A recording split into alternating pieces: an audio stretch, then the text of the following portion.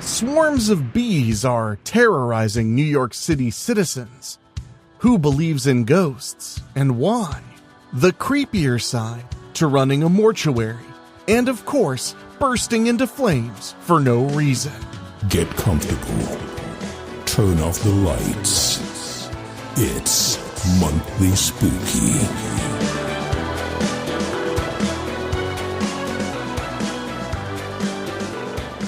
Well, hello, my spookies.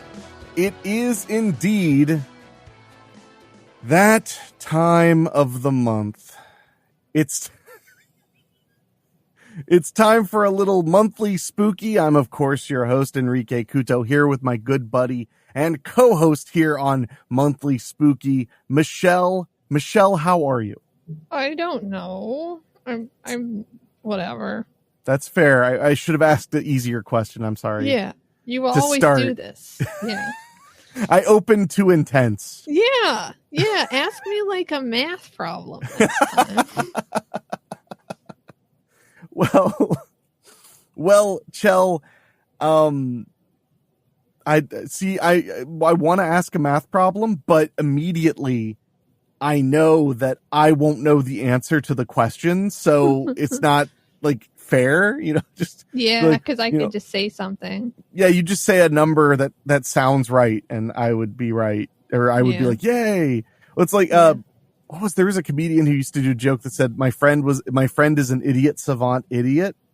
So you could take a jar of toothpicks and throw them on the floor, and he could tell you exactly how many are down on the ground, and he's always wrong. That's how I feel most of my life. Yeah, me too. No, I don't think I'm right. No, fair enough. Yeah. So, but we're back yet again, and I think according to my count, we've done 37 episodes of Monthly Spooky. That sounds like a lot. It does it? No, not really. Oh. Sometimes I like to look at like the aggregate number of minutes I've podcasted and imagine like a nonstop marathon. Like how many days could somebody be subjected to just listening to me speak? And then how much money would the federal government's intelligence agency pay me to use that as a torture method? Yeah. I wish. I'm always looking for the new ways to monetize content. I'm very savvy like that. Yeah. So, but we're heading into August. We're heading into the latter half of the summer. Uh-huh. And it has been a very hot summer. I don't know if you noticed. I mean, there was that time when we had that really, really intense heat wave. But then since then, it's been pretty normal-ish here. We really haven't been... We've been in the 80s until today. So we had the same, like a heat wave that was just friggin' brutal. Mm-hmm. But we've been hanging in the low 90s for several days in a row. So it's just been stewy outside. I don't know another word for it. So it's been really warm. My electric bill was the scariest part of my whole month. Wow. Running that AC. My electric bill was really high after that month with the heat wave and everything. I wish I knew what you meant by really high. It was like $220. That's really high. Yeah. So on top of us having a heat wave, our, what do you call it? The cost of electricity, like the contract ended and now it's gone up slightly as well. Oh yeah. I have to, I have mine ending in August. I have to switch again. Yeah. I already re-upped that, but I need to re-up my natural gas. I felt like I'm not in a hurry since I've got a while before I'll be using much of it at all. All I use it on is heating my water right now. So it's a pretty consistent bill. But yeah, so on top of all that, it's that. And we do have a second building now running AC. So, right. Although that second building is small, and we generally keep it at like 78 degrees or 79 degrees. It's not like super chilly in there, but I like to keep my house pretty cool. Really, one of the reasons the AC runs so high is this podcast's fault. I know. Because my office gets way warmer than the rest of the house. And then when I have to close the doors and put up the sound dampening, it gets so warm in here that I end up needing to keep the house as a whole pretty damn cold to get this room to stay like below 75 or 76. Mm-hmm. That's why my favorite time of year to podcast is the winter. Because then it's the opposite. I turn the heat way down because the one room I'm in is nice and toasty. Yeah. It's pretty nice. It honestly feels like a hack when I'm the only person home. It's like, I'll be like, I'm just going to turn the dial to 62. Also, there's no dial. This is not the past. But I'll like put it to 62 because the office will be like 66 or 67 if I've been podcasting for hours in here. Mm-hmm. So it's the smallest room in the house is my studio office space. So it's always stayed really warm anyway. Yeah. But then there's also like, computers and and me. I just generate a lot of heat. People really do, though, in general. Yeah. It's scary. Oh, yeah. No, we really, really do. Yeah. So, yeah, I've seen like when I've worked event spaces that are really large, you'll come in and be like, oh my God, I'm freezing to death. I'm like, oh, we're just getting ready for when the 400 people come in. And then sure enough, the temperature balances once 400 people are standing in there. Gross. What? We're just generators. Gross. I mean, you're generating heat right now. I know. Gross. I'm sorry. I'm sorry that there's nothing you can do about it. Well, speaking of heat, this month's topic is going to be spontaneous human combustion. No, I'm scared of that. You are? Yeah. What is there to be afraid of? I don't know. Going on fire spontaneously? Yeah. I mean, that part does sound awful. I mean, have you seen the photos? Like the terrifying photos of like just feet remaining? I don't look at that stuff. No. That's good. You're smart. Yeah. I guess you could just like stop, drop, and roll. Except it's supposedly coming from inside you, not outside you. But just pat it out.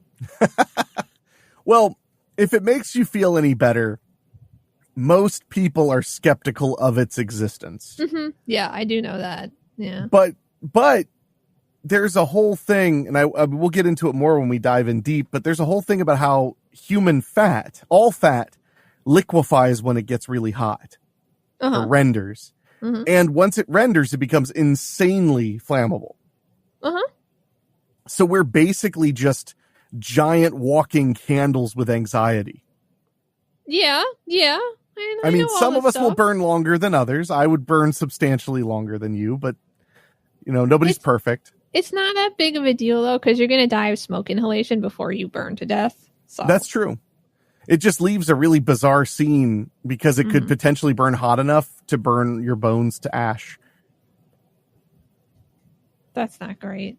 Possibly. Well, it's better than at the cemetery or the crematoriums where they just burn you for like 45 minutes and then grind you up. They're like, it's good enough. Just grind up the rest. Yeah. Meal it out. So we're going to talk about that. But before we talk about the hot and balmy topic, we'll have some spooky news, including an update on the death cap mushroom situation. Unfortunately, we don't have everything. Really? Yeah, we'll get into all of that right after this.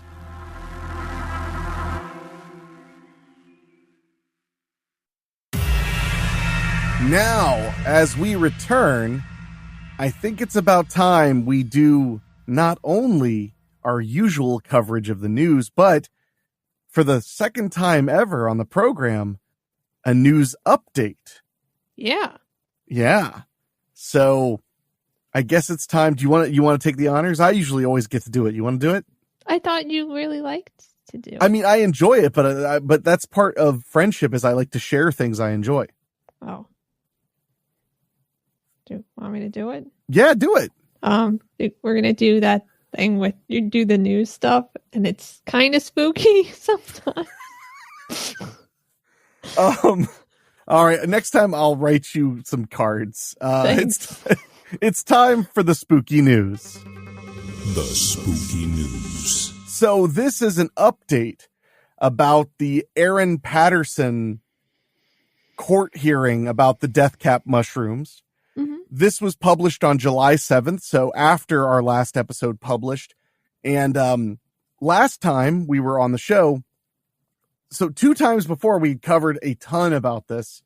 Then we covered the court trial, but unfortunately they hadn't reached a verdict yet because they'd only had 5 days to figure out how obviously that this woman murdered people with mushrooms. Mm-hmm. But this is from NPR. I figured we could go through this and it'll give us a little bit of a refresher and then let us know how things went in the court hearing. Of course, the headline spoils most of that.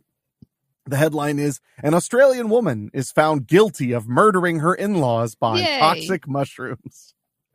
I don't know how I would have felt if it had turned out that if they had been like, she's not guilty. Yeah.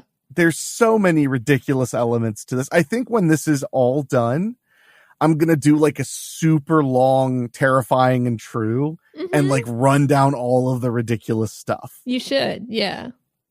After nearly 2 years and a 9-week trial. Wow. 9 weeks. Wow. A jury found Erin Patterson guilty in the murder and attempted murder of her estranged husband's elderly relatives, 3 of whom died after eating her home-cooked meal containing poisonous mushrooms. Yeah. And she didn't really get sick at all. She went to the hospital, was like, my stomach feels off. And then was like, anyway, I'm going to go home. Everybody else is dying. The 50-year-old mother of 2 is facing life in prison and will be sentenced later. That's the thing. Hopefully she'll be sentenced by next month. Mm-hmm. I don't know why it's taking so long. But hopefully. Normally, I don't know how that works. You only have a sentencing trial when it's possible that they're going to kill you, and also that's in America, so I have no idea. Oh no, yeah, they do it different. Yeah, I know she could be facing life. Right. And you can like in America, you can appeal a sentence. Mm-hmm. You know, so and I'm sure you can there too. But yeah, it's just this is taking so long. I want the resolution. Yeah, me too. In July of 2023, I shouldn't be complaining. We're getting so much content out of this, but still, Patterson hosted 4 guests, her husband's parents, aunt, and uncle, for lunch at her home in the small town of Leongatha. I can never say. I don't know how you say it. Leongatha. Yeah. It's Leon and then Gatha. Gatha. Leongatha. Yeah, about 85 miles from Melbourne. It is undisputed that she served them individual portions of homemade beef Wellington. That alone is questionable because usually you don't make individual portions of beef Wellington. Well, she claims she couldn't find steaks big enough or something. Oh. A steak dish wrapped in pastry, usually with a paste of finely chopped mushrooms. Mm-hmm. And as Patterson herself testified during the trial, that paste contained death cap mushrooms, which are among the most poisonous in the world. Yep. All 4 guests were hospitalized with gastrointestinal symptoms the following day, and 3 of them died the following week from altered liver function and multiple organ failure due to amita mushroom poisoning. The sole survivor recovered after weeks in intensive care and went on to testify at Patterson's trial in Victoria State Supreme Court. Wow, that had to go all the way to the state Supreme Court too. Wow. Of course it did. I like how they mentioned that 4 guests. Well, 5 people supposedly ate the food. Mm-hmm. See why I can't believe that it took a 9-week trial? Yeah. Supposedly 5 people ate the food, and magically the person who cooked it had 0 ailment at all. She could have said something like, well, I've been training to do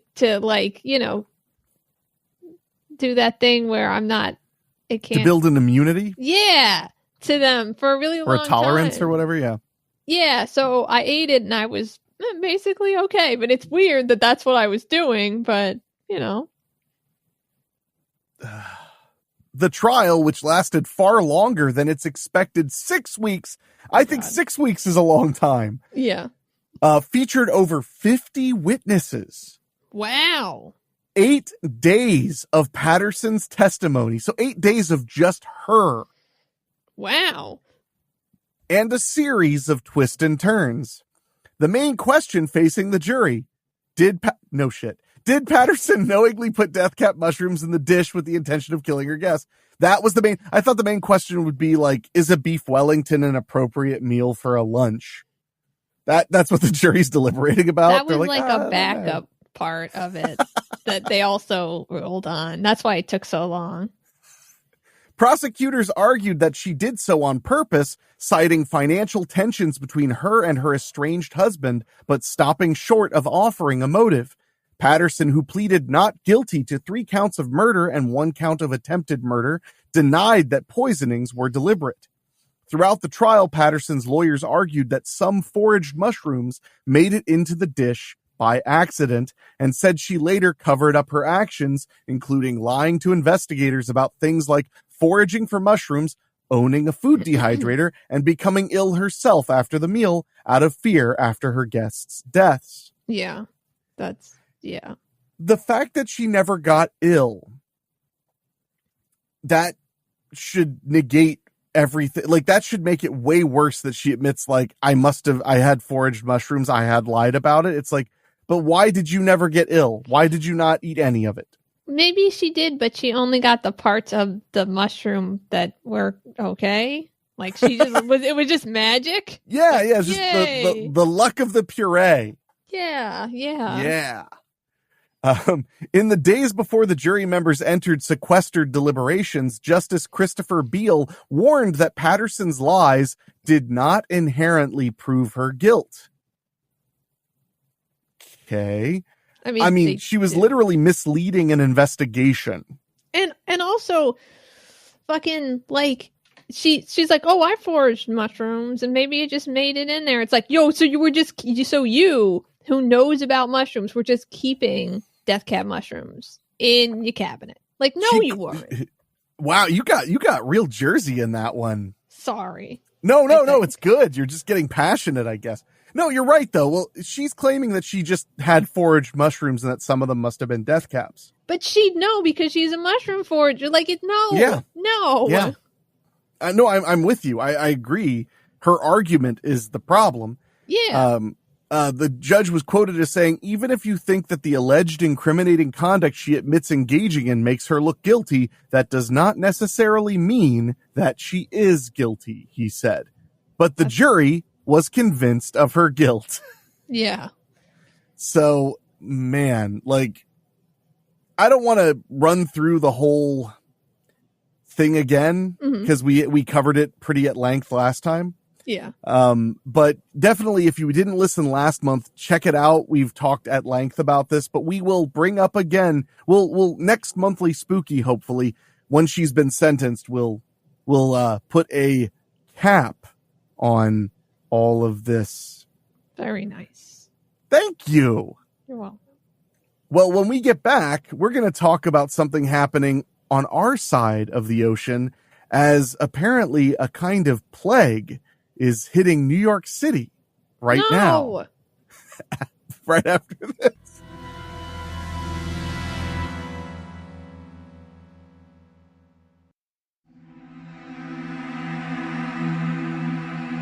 All right, so we're heading to your ancestral homeland. Yay, except no. Not exactly, but of New York City. This article's from the New York Post, and I hadn't heard about this at all. I don't know if had you heard about this. This story's from June. Mm-hmm. Why are there bee swarms buzzing through New York City, and what to do if you see one? I have not heard about this, no. Well, first of all, the article starts with, be warned. Boo.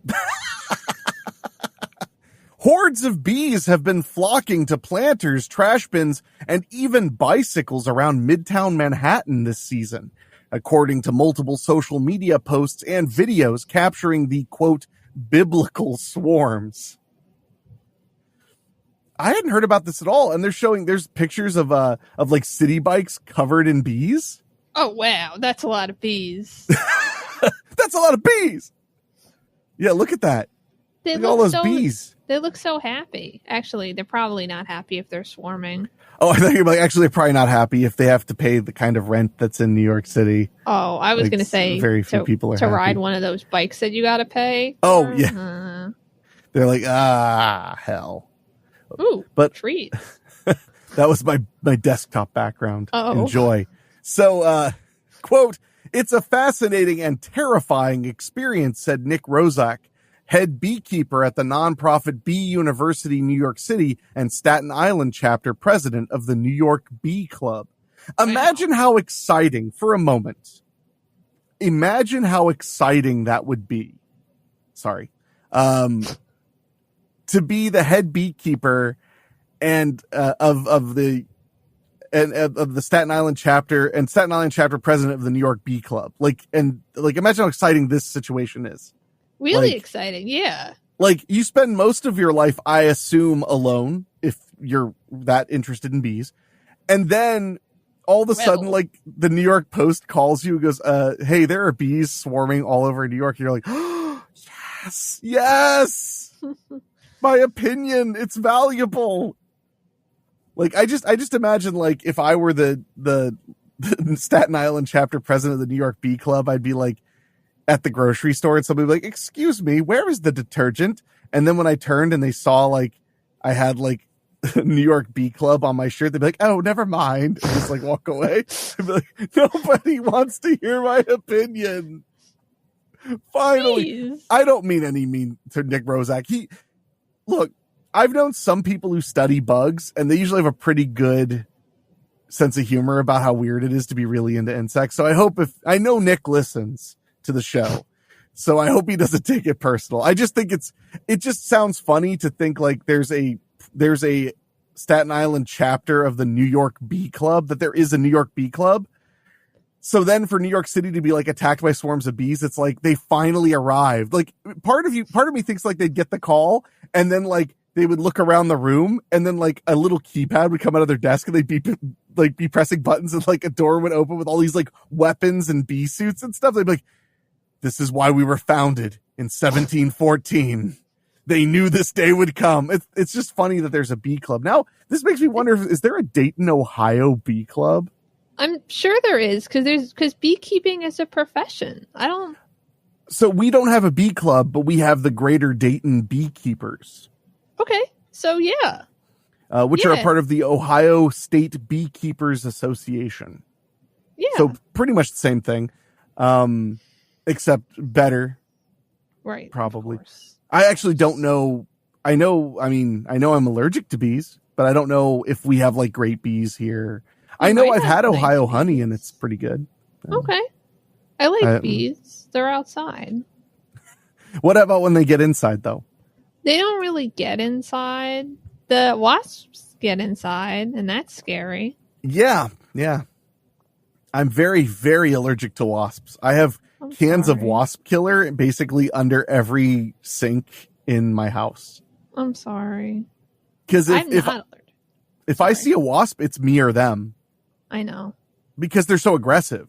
When I see a bee, I'm fine. I just like mind my own business and they're fine with it. But if I see a wasp, I'm like, I need to kill this wasp and I need to find the nest and kill the nest right now. Like they are a danger to me. Yeah. And I will treat them as such. I'm going to start the Ohio Wasp Club. Did you infiltrate it? Did you know that they make like a thing that you can take from wasp venom to get yourself less allergic to wasps? Like anti-venom?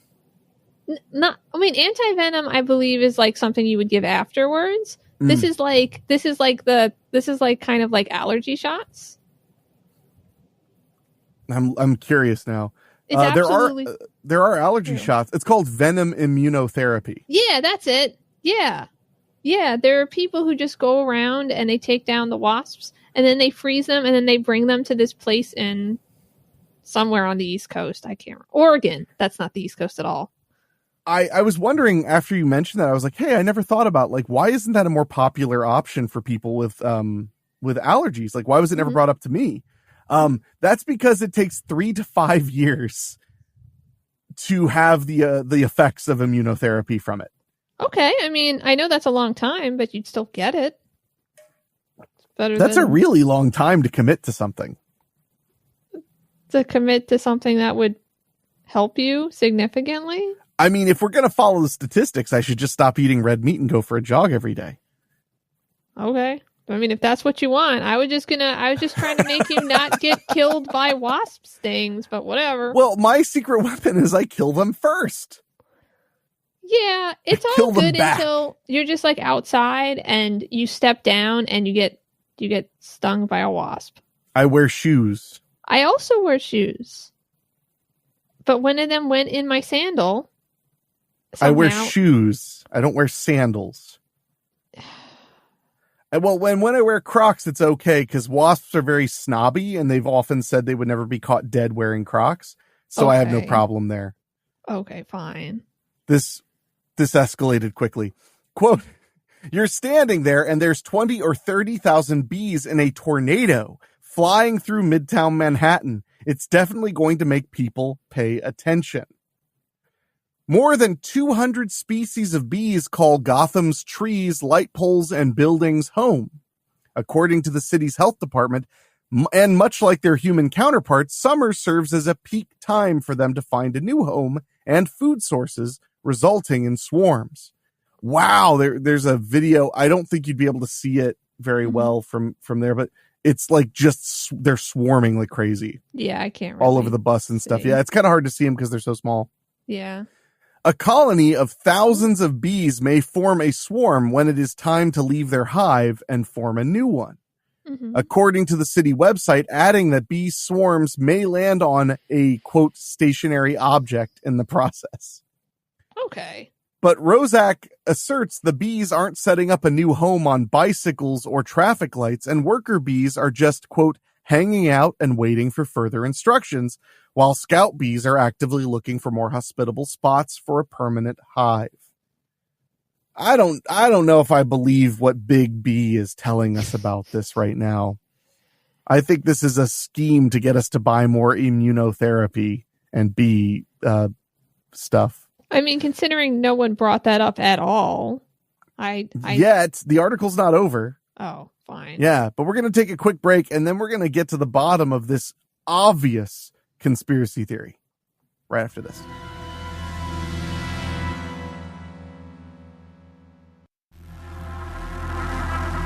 All right, now we're back talking about the swarms of bees in New York. I still can't believe I didn't hear about this. It's because I don't think this was really a big deal. Like, it doesn't sound like a big deal. It sounds like there was like 3 people on TikTok who saw some bees. And then New York Post was like, I don't know, let's do a story about the bees. Because that's like them. That is like them. And as we've learned, almost all news is based on a TikTok going, not even going that viral, but like the TikTok, which now has 750,000 views. It's like, that's not even that many. Yeah. I mean, for TikTok. Yeah. Dramatic videos of Midtown swarms this season were first reported last month near West 38th Street and 7th Avenue, while others have since been spotted near Radio City Music Hall on 6th Avenue. While Nick Holefly, I don't know if I trust somebody with a name like that, certified master beekeeper and New York Bee Club administration director, told the Post that swarming behavior is, quote, very regular for bees. He noted that Midtown swarming is easy to see due to a lack of greenery. Mm-hmm. I just want to say this reminds me of years ago when we read that news story saying that like sharks won't bite your feet, so just go in the ocean with your feet. And it felt very obvious that the sharks had written that article. Yeah. All I'm saying is this man has a vested interest in bees. Yeah, but he would have... I don't know. You're like, he's here to protect us, for sure. Yeah. Lies. A surge in Manhattan's corporate rooftop beehives also led to a density in bees that's, quote, a little higher than what Midtown can handle, he added. The swarming may be a little more than they would be regularly, but it's not a wild thing that we're seeing. See, now they're telling us to deny our lying eyes. I am becoming Alex Jones on this. The bees are here and they're going to take our lives. They're going to take the men and women and children we love. Yay. I haven't done an Alex Jones voice in a while, and I can still nail it. Yeah. That felt good. Good. I won't bow down to the bees, and I ask you don't either. All right, he's becoming like Hulk Hogan the more. Actually, honestly, he always sounded kind of like Hulk Hogan. Rest in peace. All right. Rozak added that responsible. I feel like it should be like Rozak added that Hofly doesn't know what he's talking about and barely even attends meetings. That would be amazing if it just became them fighting. Rozak added that responsible beekeepers prevent regular swarms by, quote, tricking bees to stay put. But it's unclear whether the recent Manhattan swarms are the result of an inexperienced beekeeper or feral hives. Yay, feral hives. That should be the name of your next album, Feral Hives. Okay. It sounds like it's probably about a skin condition, but yeah. That's the best part. Yeah. It's up to the interpretation of the audience. I mean, it's just going to be a picture of red skin. But, yes, but then printed in black and white. Yes. So it's just artsy. Gray.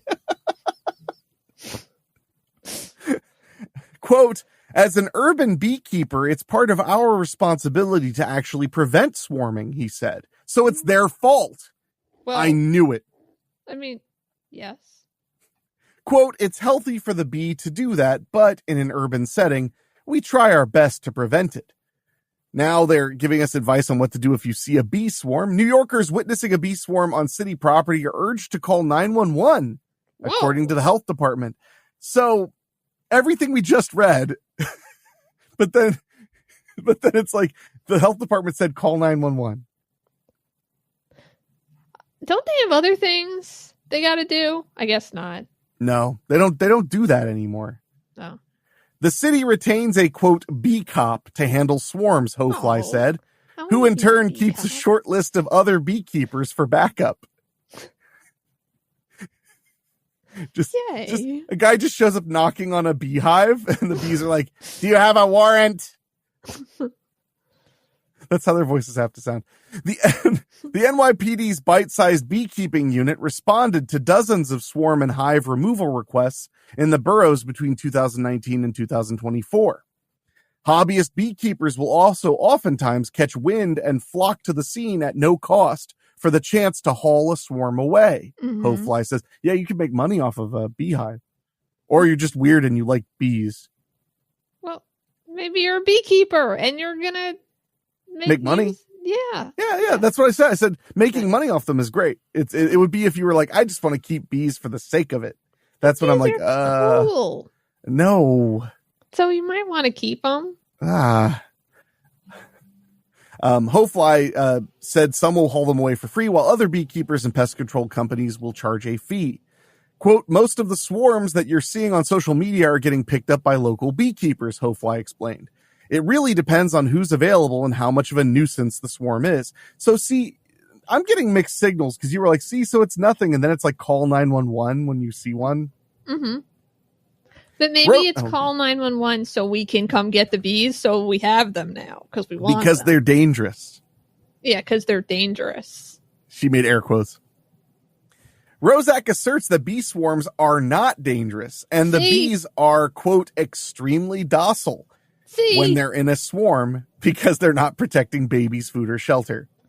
We don't even know what kind of bees they are, right? I don't think they're killer bees. Oh. But are they like honey bees? Or are they like bumblebees or something? Carpenter bees? Carpenter bees don't swarm because they're solitary. That's sad. I know. Makes me feel sad. It makes me feel seen.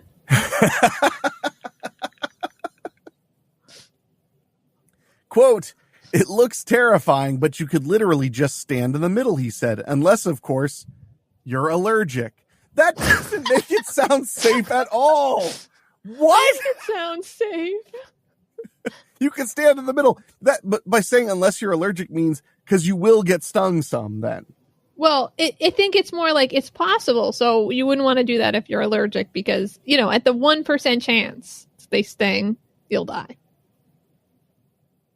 Quote, the average person could just take out their phone and take some photos. Don't interact with them. Don't get in their way, and just let them land somewhere and then call a beekeeper to come and respond, he said. This all sounds like this is actually dangerous to me. I like it. Quote, you want to practice a little bit of caution because they are stinging insects, Hofly added, but they're generally not going to bother you much if you're not bothering them. So now we're blaming the victim. I see. Bees tend to act on their natural instinct to swarm around May to July and take about 2 weeks to prepare to flee their existing hive.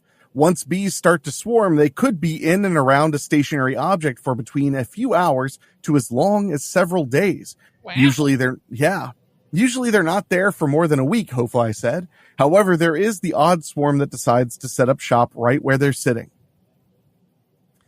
The New York Bee Club formed last year on Staten Island and in Queens with a Brooklyn chapter on the horizon, seeks to educate beekeepers and give them resources to help hives thrive, including workshops on how to prevent swarming. So it's not dangerous, but don't go anywhere near it if you're allergic. It's not dangerous, but call 911 if you see one. And it's not dangerous, but we're opening more chapters to deal with it because it's happening so much. It's not to deal with it. It's because they like bees and they're beekeepers. It's not like it's a emergency response team yet. And we just heard that New York only has a little response team for bees, just a little unit. So they're not making more units of bee response things. I mean, in the 1940s, there was a little unit called the Federal Bureau of Investigation, just a tiny part of the Department of Justice. And now look at them. They had the X-Files. It's true. Quote, especially in what were you going to say? I'm sorry. I don't know. Especially in urban areas, the goal is always to keep your bees in the box, Hofly said. The bees sometimes have made up their mind, and no matter what you do, they're going to swarm and kill you. But the more, I added the kill you. But the more responsible you are as a beekeeper, the better your ability to keep the bees from swarming and killing you. Okay, so I added both of those killing yous. Oh man, there's comments. I'm nervous about it. Why? What could they possibly say? Do not call pest control as stated. This is Sally Z. Bees are not pests and are in fact endangered. And then Mike commented and said, if they sting me, they're endangered. Well, they die if they sting you, so that helps. A person named Wake Up said, I would like to see the bees put up in hotels. Me too. All right. Well, that was quite the article. We're going to take a quick break, and then we're going to talk about a news story that has been all over social media involving the death of a paranormal investigator and how it might be related to a possessed doll right after this.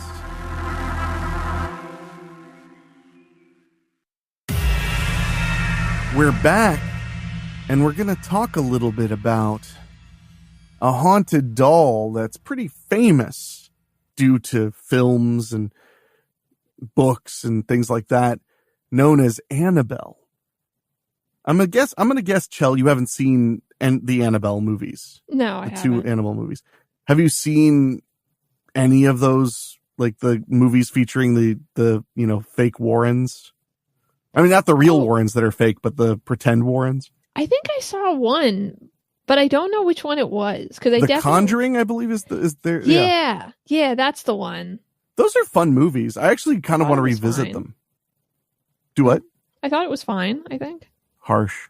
Sorry. No, it's okay. I mean, but I'm sure a lot of people have heard that a paranormal investigator named Dan Rivera has passed away recently while in Pennsylvania. No. Your state. And a lot of people feel like it's pretty weird, but some new news has come out. This is from people.com. The headline is Annabelle doll in hotel room where he died. I'm sorry. Paranormal investigator did not have possessed Annabelle doll in hotel room where he died, says the coroner. Better title. It was cut off. Yeah. There was an ad. I'm not even joking. The ad was covering the first half.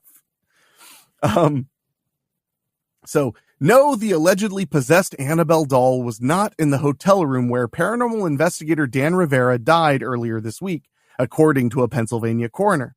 In a Friday, July 18th message to People, Francis Dutrow, the Adams County coroner, confirmed that the doll was not present when he arrived at the scene on Sunday, July 13th. That sounds scarier. I know. It had escaped. Yeah, it fled the scene.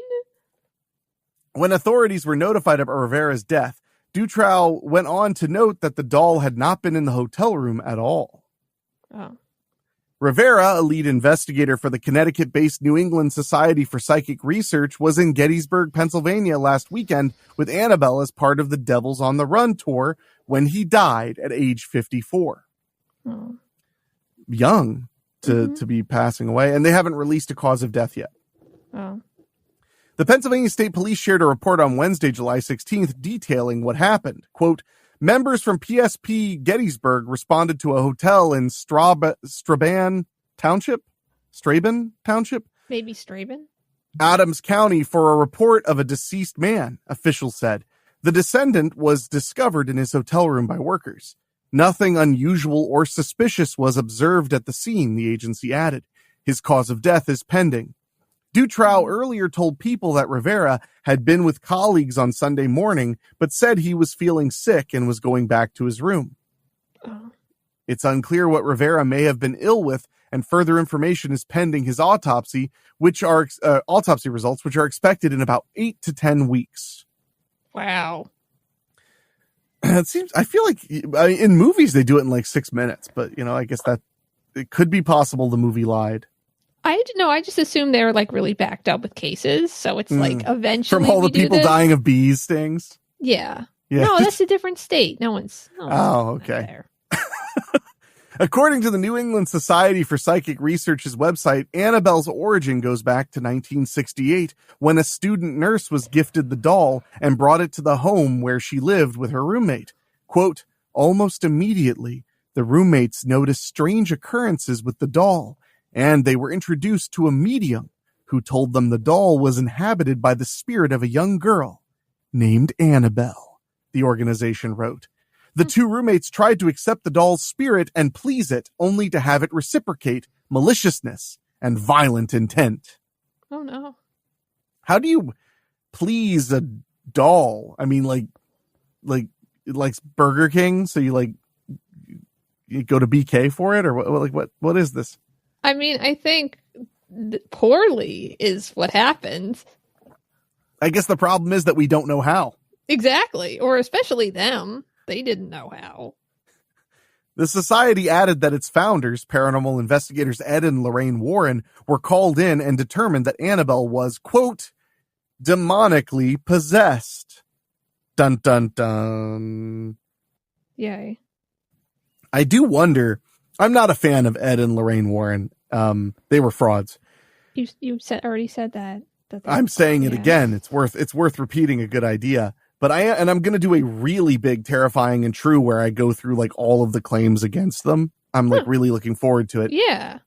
But I wonder if I would be curious if they've ever investigated anything and said it wasn't something supernatural, because I mean, if you dig deep into their history, they claim that they encountered werewolves and vampires. Wow. Like not just ghosts and demons and stuff. So yeah. Lucky. The story of Annabelle and the Warrens led to the development of the horror film franchise The Conjuring. In a statement later shared with People on Tuesday, July 15th, the New England Society for Psychic Research, which first confirmed the death on social media, paid tribute to Rivera. Quote, Dan was not only a vital part of our team for over a decade, but also a deeply compassionate, loyal, and dedicated friend, they wrote. His integrity, creativity, and generosity defined him. Dan's passion for the paranormal was rooted in a genuine a desire to educate, help, and connect with others. Whether through social media, conventions, or investigations with local families, seeking understanding and peace. That's a pretty nice sentiment. Yeah, I feel bad. I wish we knew what happened to him. Yeah, really.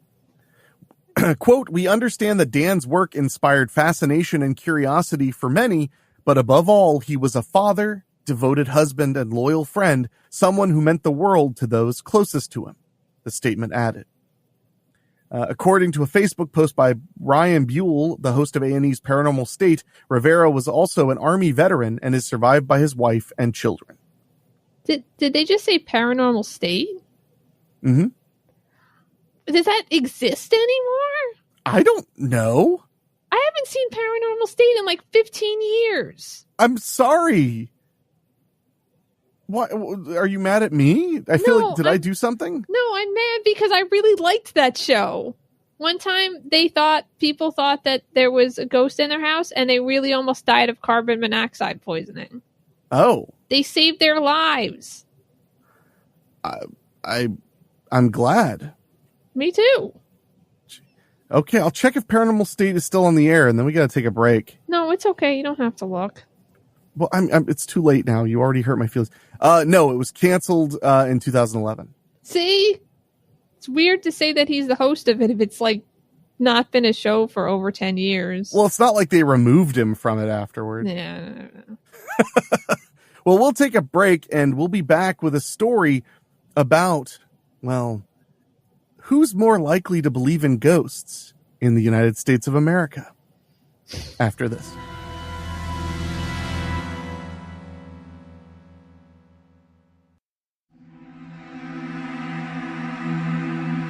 All right, so this article I found very interesting, Chell. Yeah. It's from Newsweek, and it's the headline is "The Americans More Likely to Believe in Ghosts." Yeah. There are 5 demographics in the U.S. which are more likely to believe in ghosts than others, according to recent research from Gallup. Okay. So, do you have any guesses on? I don't really want to stereotype, so no, you can just tell me. It's polling. That's all it is stereotyping.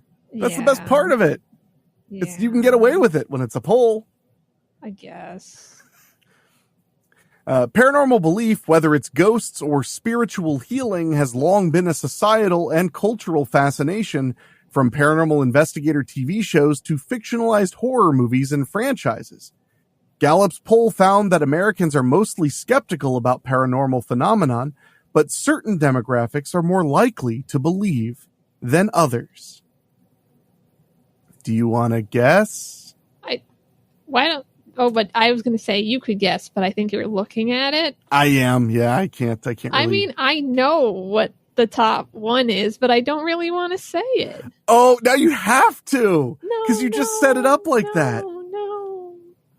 Oh, come on. I think it's probably white women. Well, so they didn't make it racial like you did. That's nice. At least not in this initial part of the piece. But women, 40%. Mm-hmm. So they are the most likely demographic to have paranormal beliefs. Yeah. I believe it. Followed by people who infrequently attend religious service. Also 40%. That's weird.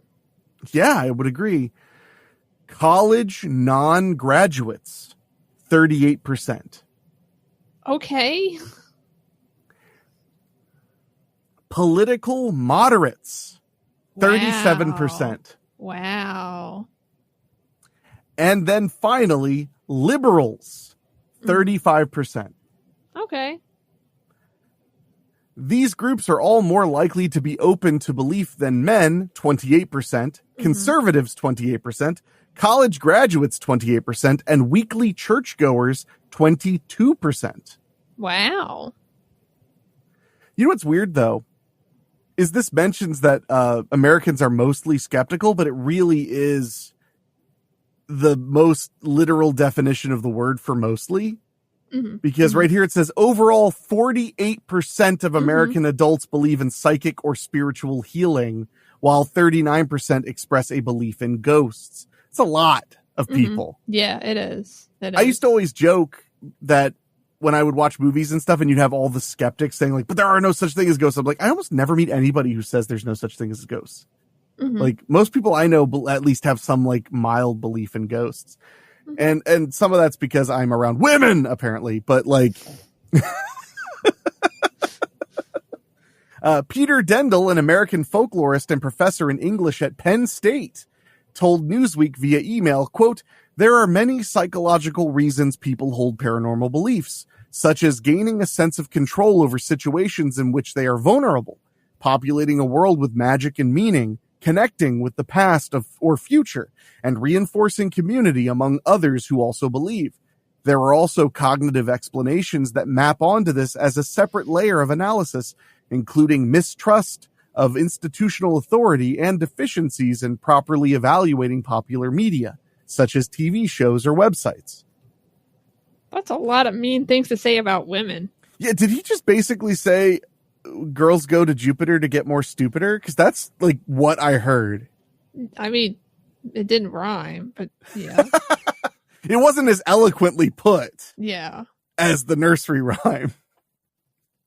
The Gallup poll also identified 8 paranormal phenomenon, which are listed below: psychic or spiritual healing, or the power of the human mind to heal the body; ghosts, or that spirits of dead people can come back in certain places and situations; telepathy, or communication between minds without using the traditional 5 senses; that people can hear from or communicate mentally with someone who has died; clairvoyance, or the power of the mind to know the past and predict the future; astrology, or the position of the stars and planets can affect people's lives. That's probably what did women in on the total like balance of like them being 40% overall. Mm-hmm.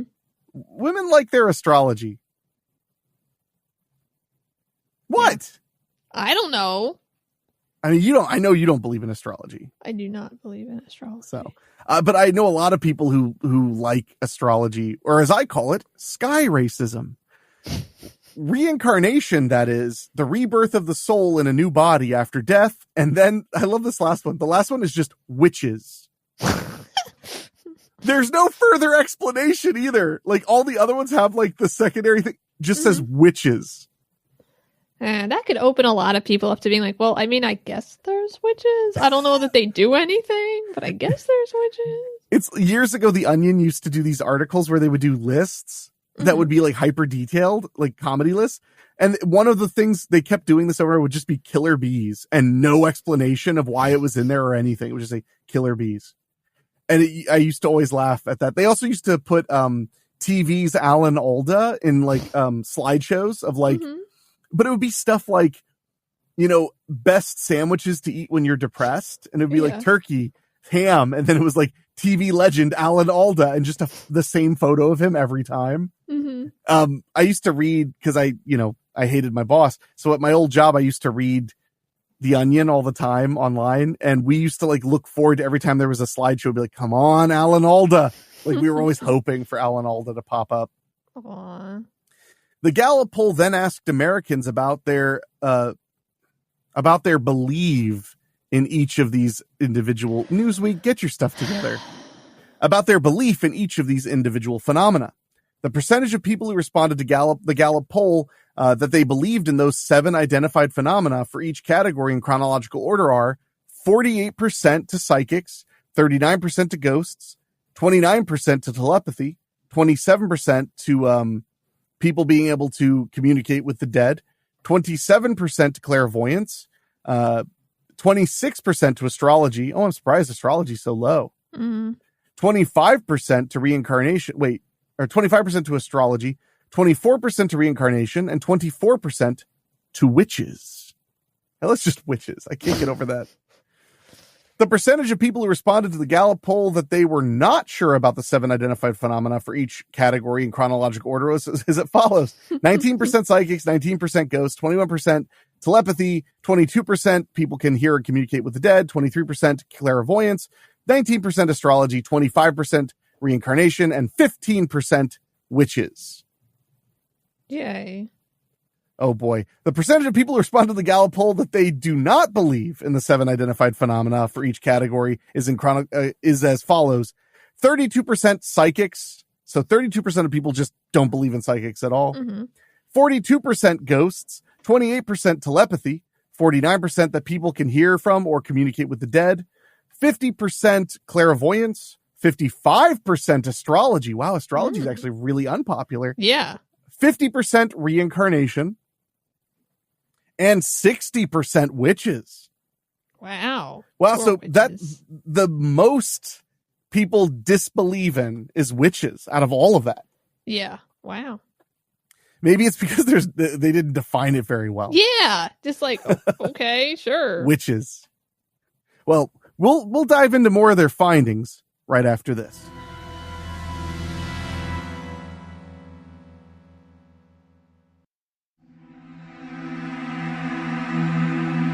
Okay, so when it comes to this poll, the findings were based on a Gallup poll, which was conducted from May 1st to May 18th of this year. Speaking about the demographic differences in paranormal belief, Dendel said, quote, people of traditional religious backgrounds, regular church attendants, have a buttress against popular paranormal beliefs such as telepathy and astrology, perhaps because they perceive those to be counter to their religion. Mm-hmm. That makes sense. Yeah. They either believe it is false or else the work of different spiritual forces such as demons. Mm-hmm. College graduates may also have a buttress against paranormal beliefs from a greater exposure to courses in critical thinking, science, world history, and religion, as well as cultural analysis. So in this limited context, it seems that some demographics without rail guards can be more susceptible to paranormal beliefs, Dendel added. Oh man. Let's see. Peter Dendel, we were just talking, I don't know why they're reintroducing him at this point in the article. They just needed to. Peter Dendel, an American folklorist and professor in English at Penn State, told Newsweek, quote, women and men do not believe in the same paranormal phenomena equally. Women are somewhat more inclined towards phenomena with a social aspect of connecting with other people, such as psychic abilities or astrological readings, while men are somewhat more attracted to beliefs with a strongly physical component, such as Bigfoot and aliens. That is true. I did a Bigfoot documentary, and I did a TV series about Bigfoot. Men are into Bigfoot and aliens. Mm-hmm. Very much. There may also be be cultural scripts that encourage men to assert themselves with markers of rationality. Yeah. I like that. So it's society's fault men are more rational. That's a safe argument, because it would be kind of rude to just say women aren't rational, which I don't believe is as a whole at all. That is literally what this article is saying, though. I mean, overall, literally what it's saying. Yeah. I mean, would you like to counterpoint them? No, I would like them not to say that. I would like them not to go like, hey, I'm a guy and I don't believe in these things. So obviously people who do believe in them there's something going on there, but they're less rational. I mean, maybe. Depends, you know.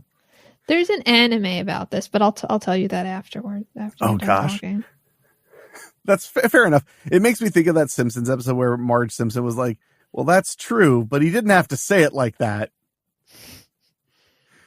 Quote, the Gallup poll reads in part, quote, most Americans approach paranormal phenomena with caution. However, women, those who attend churches less frequently, and adults without a college degree are more likely than their counterparts to be open to believing in at least a few paranormal phenomena.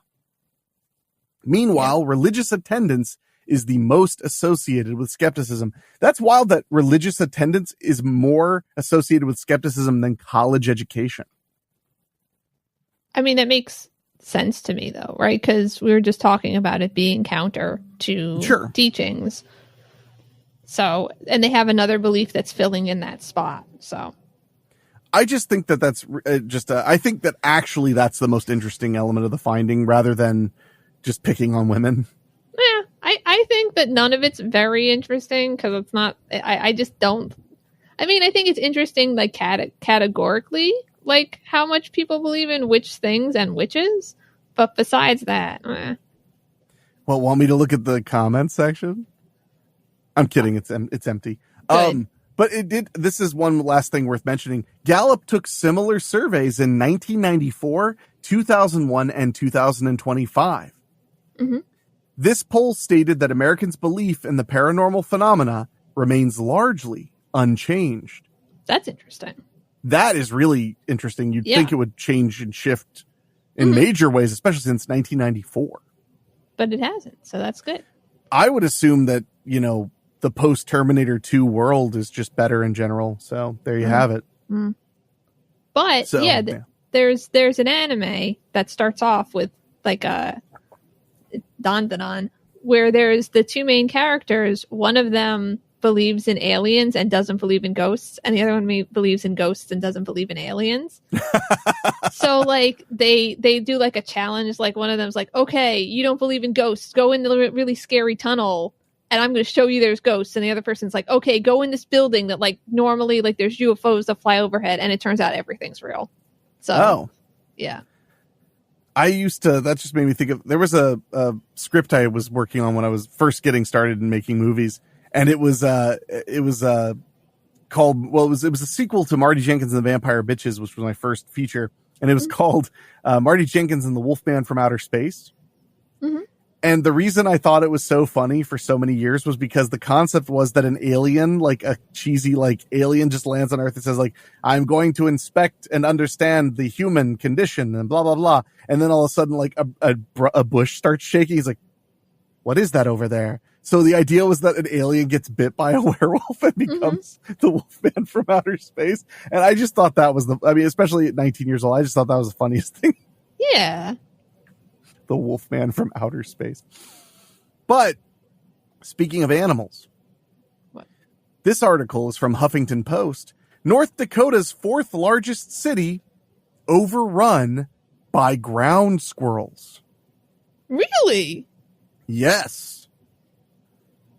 I mean, why would I lie? I'm not sure. Ouch. Okay, thanks. Is a ground squirrel like a chipmunk? I don't think so. Oh. Maybe it is. Well, I guess we could learn together. Okay. The Richardson's ground squirrel weighs less than... The Richardson's ground squirrel weighs less than a pound and is about a foot long and is native to the northern plains. The little creature also is a ferocious tunneler.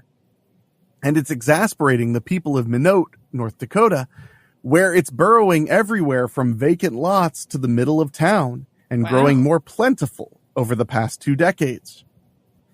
Now North Dakota's fourth largest city is fighting back. But even the pest control guy leading the charge, this is how it's written, even the pest control guy leading the charge acknowledges that it will be difficult to turn the tide against the rodent. Joshua Herman said fighting the squirrels is akin to, quote, one guy standing against a massive storm. Wow, he really thinks a lot of himself.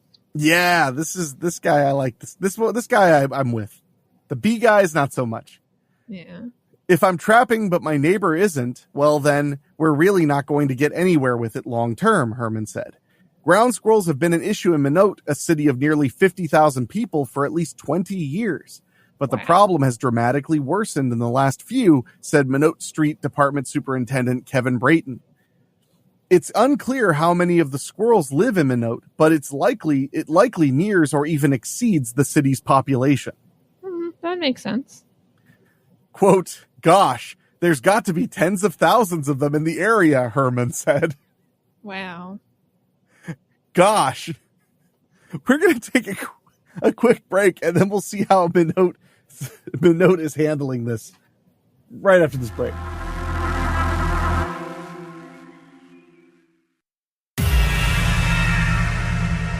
Let's find out more about how North Dakota's handling this scourge.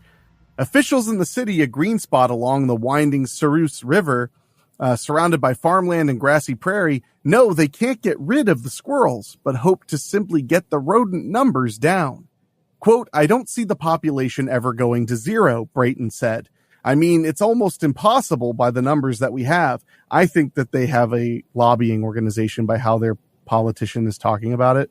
I see. The problem is our mayor is owned by Big Small Squirrel.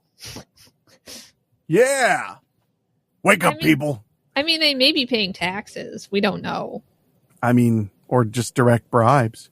Put another way, Minot won't be able to rid itself of the squirrels because the animals have lived on the prairie for centuries. Outside of town, predators like coyotes, badgers, owls, and even snakes love to dine on the squirrels. But in residential neighborhoods and even downtown, where few of their predators live, the rodents can roam pretty freely. So the answer is to buy a bunch of snakes. Yeah. Let them loose. And owls and things. Yeah, you don't want to buy any owls. They're pretty expensive. Oh. Why don't you just go find the owls and tell them to go in? Because your time is valuable too. Okay, fine. Snakes it is. Yay! We'll get snakes to eat them, but then we'll have all these snakes to deal with. That's okay. Then we'll get a bunch of gorillas who thrive on snake meat. But then we'll have a ton of gorillas around. The winter should kill most of them. Okay, I guess that. Greg Gullickson, an outreach biologist with the North Dakota Game and Fish Department, adds that the squirrels now have fewer grassland areas available to them, and like the mowed spots they find in town. Mm-hmm. Female squirrels typically give birth to litters of about 6 babies a year, so it's easy to see how their numbers can quickly soar. Yeah. We need to come up with a thing like they're trying to do with mosquitoes, where we like genetically affect them to become impotent.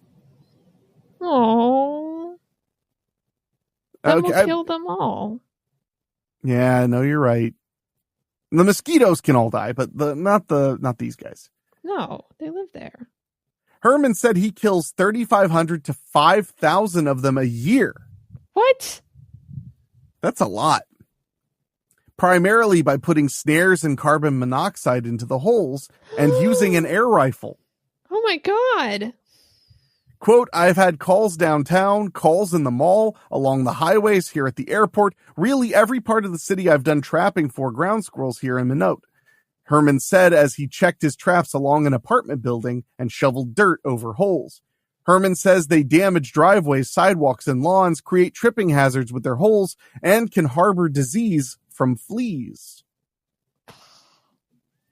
What? You love fleas, don't you? No, I don't like fleas. I just think that all animals can get fleas, so I don't really think that that's something that we should be pointing out, you know? Well, the problem is these animals are overly abundant, so that means the fleas would be closer to us to make us sick. Whatever. And our pets, too.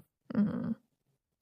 Along an apartment building, the squirrel had dug under a concrete slab and against the foundation. Nearby in a vacant lot, the rodents popped in and out of the holes. Ground squirrels near Pashone Granson's ground-level apartment dig holes near her door and eat her plants. One squirrel even got around her baby gate at the door and into her daughter's clothes in her bedroom. That's so weird.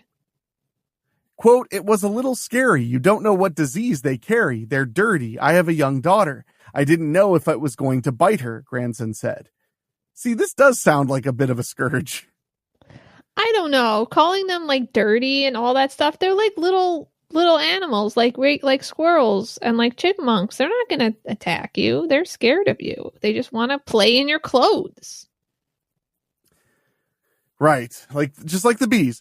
North of town, Minot Air Force Base, which houses bombers and intercontinental ballistic missiles, has fought the ground squirrels for years. Wow. Earlier this month, the base said it had trapped more than 800 dak rats, a base name for the rodents. So they have their own slur for the rodents. Yeah. Yeah. Base officials declined to comment on the squirrels. No comment. Jared Edwards, facilities director for Minot Public Schools, which has 3 schools on the base, said residential areas of the base and runways are overrun by ground squirrels. Wow. He called it, quote, a continuous battle with them for the last 75 years since the base has been there. Wow. Quote, I'm not going to exaggerate. They're by the millions out there, Edwards said. I mean, I get it. Nice flat area. Good for running around. In town, 3 school properties have large populations of ground squirrels, he said. Last year, the school system began using snares, and for years before that, had used poison. Quote, it's something you have to keep up with. It's Mother Nature, Edwards said, adding that they've probably been in the area since homesteaders came through. Still, not everyone sees the squirrels as a pest. Some find the critters cute and fuzzy, like serial killers. Now, Herman said people have sabotaged, stolen, or thrown out his traps. Mm-hmm. They occasionally confront him when he shoots at the ground squirrels with an air rifle, scolding him for hunting the wildlife, he said. Mm-hmm. You want to defend your actions? No, I know what I did. Quote, they get that cute association and they are, adorable, but they're a vermin and a pest and dangerous when they are allowed to proliferate. Or proliferate, sorry. Good. Herman said. I don't know. So, I mean, you want to defend this, you want to defend these DAC rats? No, we don't call them slurs. Oh, sorry. Jeez. Now I'm really on their side. They're not calling us slurs. You don't know what they're saying. That's correct. Okay, fine. It does sound like an insane number of squirrels, though. Yeah. I'm just saying maybe we should touch upon our nuclear capabilities. Just take down the whole town? Well, if it'll get rid of the squirrels, right? It might not, because they're underground a lot, and we'll have to talk to the Squirrel Keepers Association. Okay. I feel for them. I hate having to get rid of pests, but sometimes you can't avoid the necessity of it. Yeah. I have not killed the groundhog that is like ruining my life, even though I really should. So, but I'm too much of a wimp. I won't do it. So I just twist my ankle all the time when I'm mowing my lawn. I'm sorry. No, you're not. A little bit sorry. Well, we're going to take a quick break and talk about how in the United Kingdom, there's an odd warning going out to parents right after this.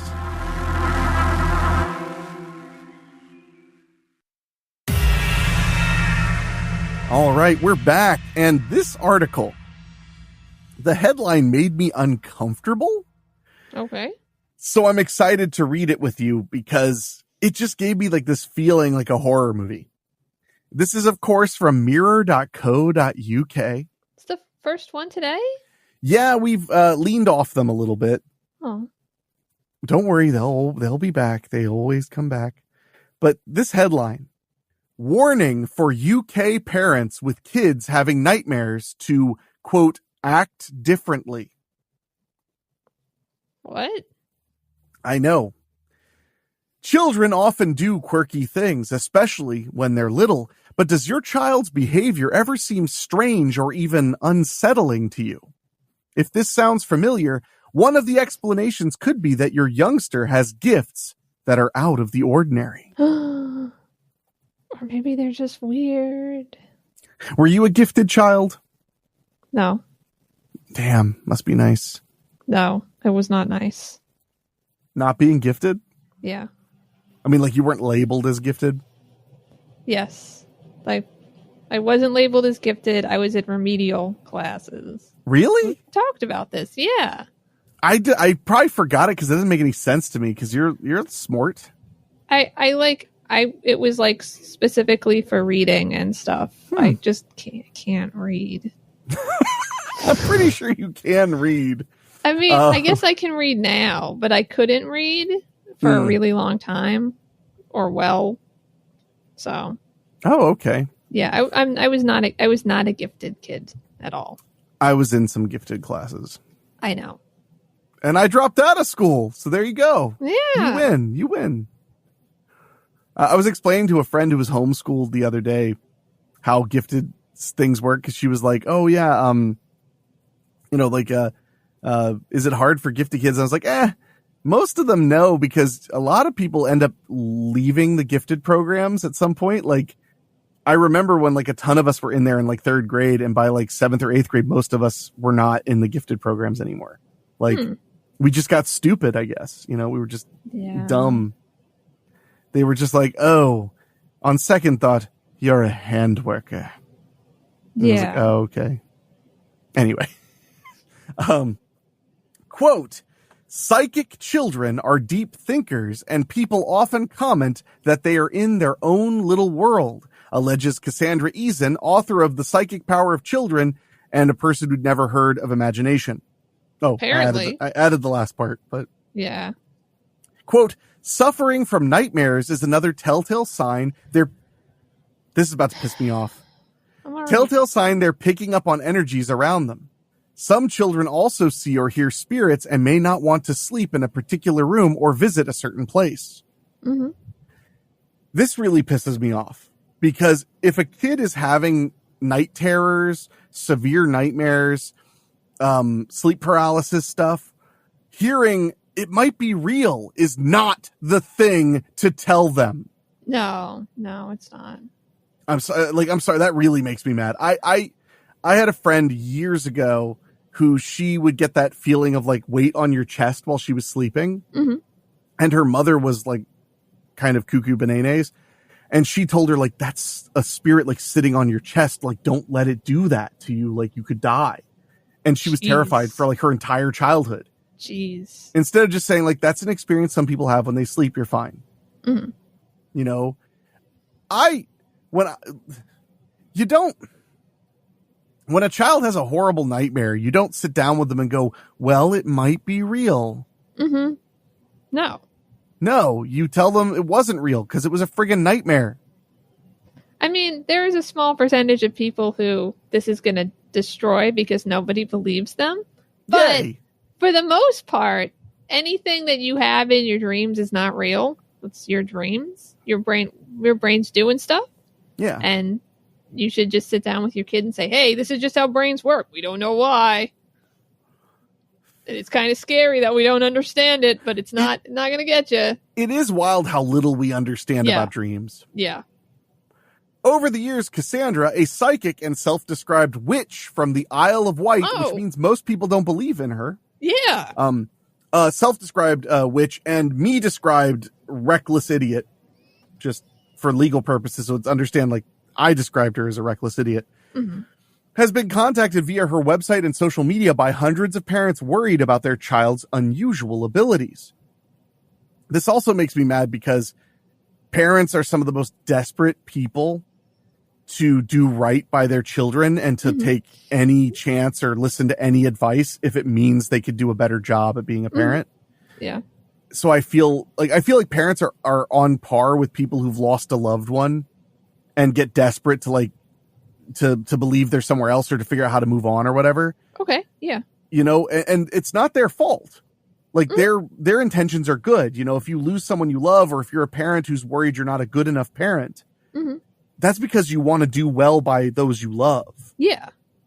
But that desperation can be easily taken advantage of by people like this woman. Yeah. Yeah. Quote, I've had parents whose children say they see an elderly man or woman in their bedroom who chats to them like an imaginary friend. They're later pointed out this grandparent in a photo album, and sometimes they even have named them. Yeah, sure. You show them a picture. Is this him? Yes, it's a child. They're suggestible. Yeah, I mean, I'd have to see what happened to know, you know? Sure. Like, did they name the person the same name as their elderly relative without knowing them? Yeah, or because this is all self-reported, did they go, was his name Charlie? And he went, it was, because they're friggin' leading the kid.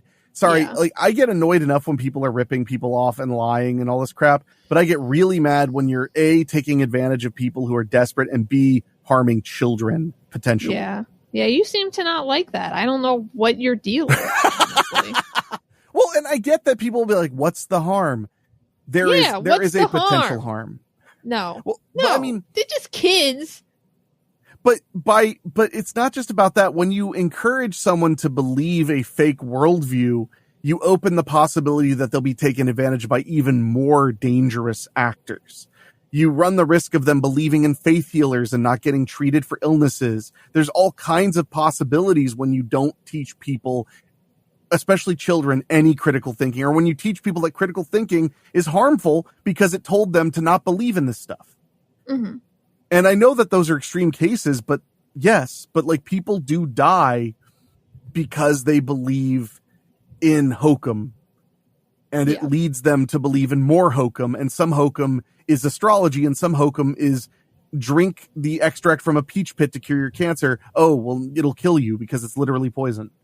Yeah. So that's where I lose my sense of humor sometimes with things like this. And I really, as a child who suffered from sleep paralysis my entire childhood, if somebody had told me, oh, you're probably seeing ghosts or being abducted by aliens or something, I would have had a horrible life trying to sleep every night. Yeah.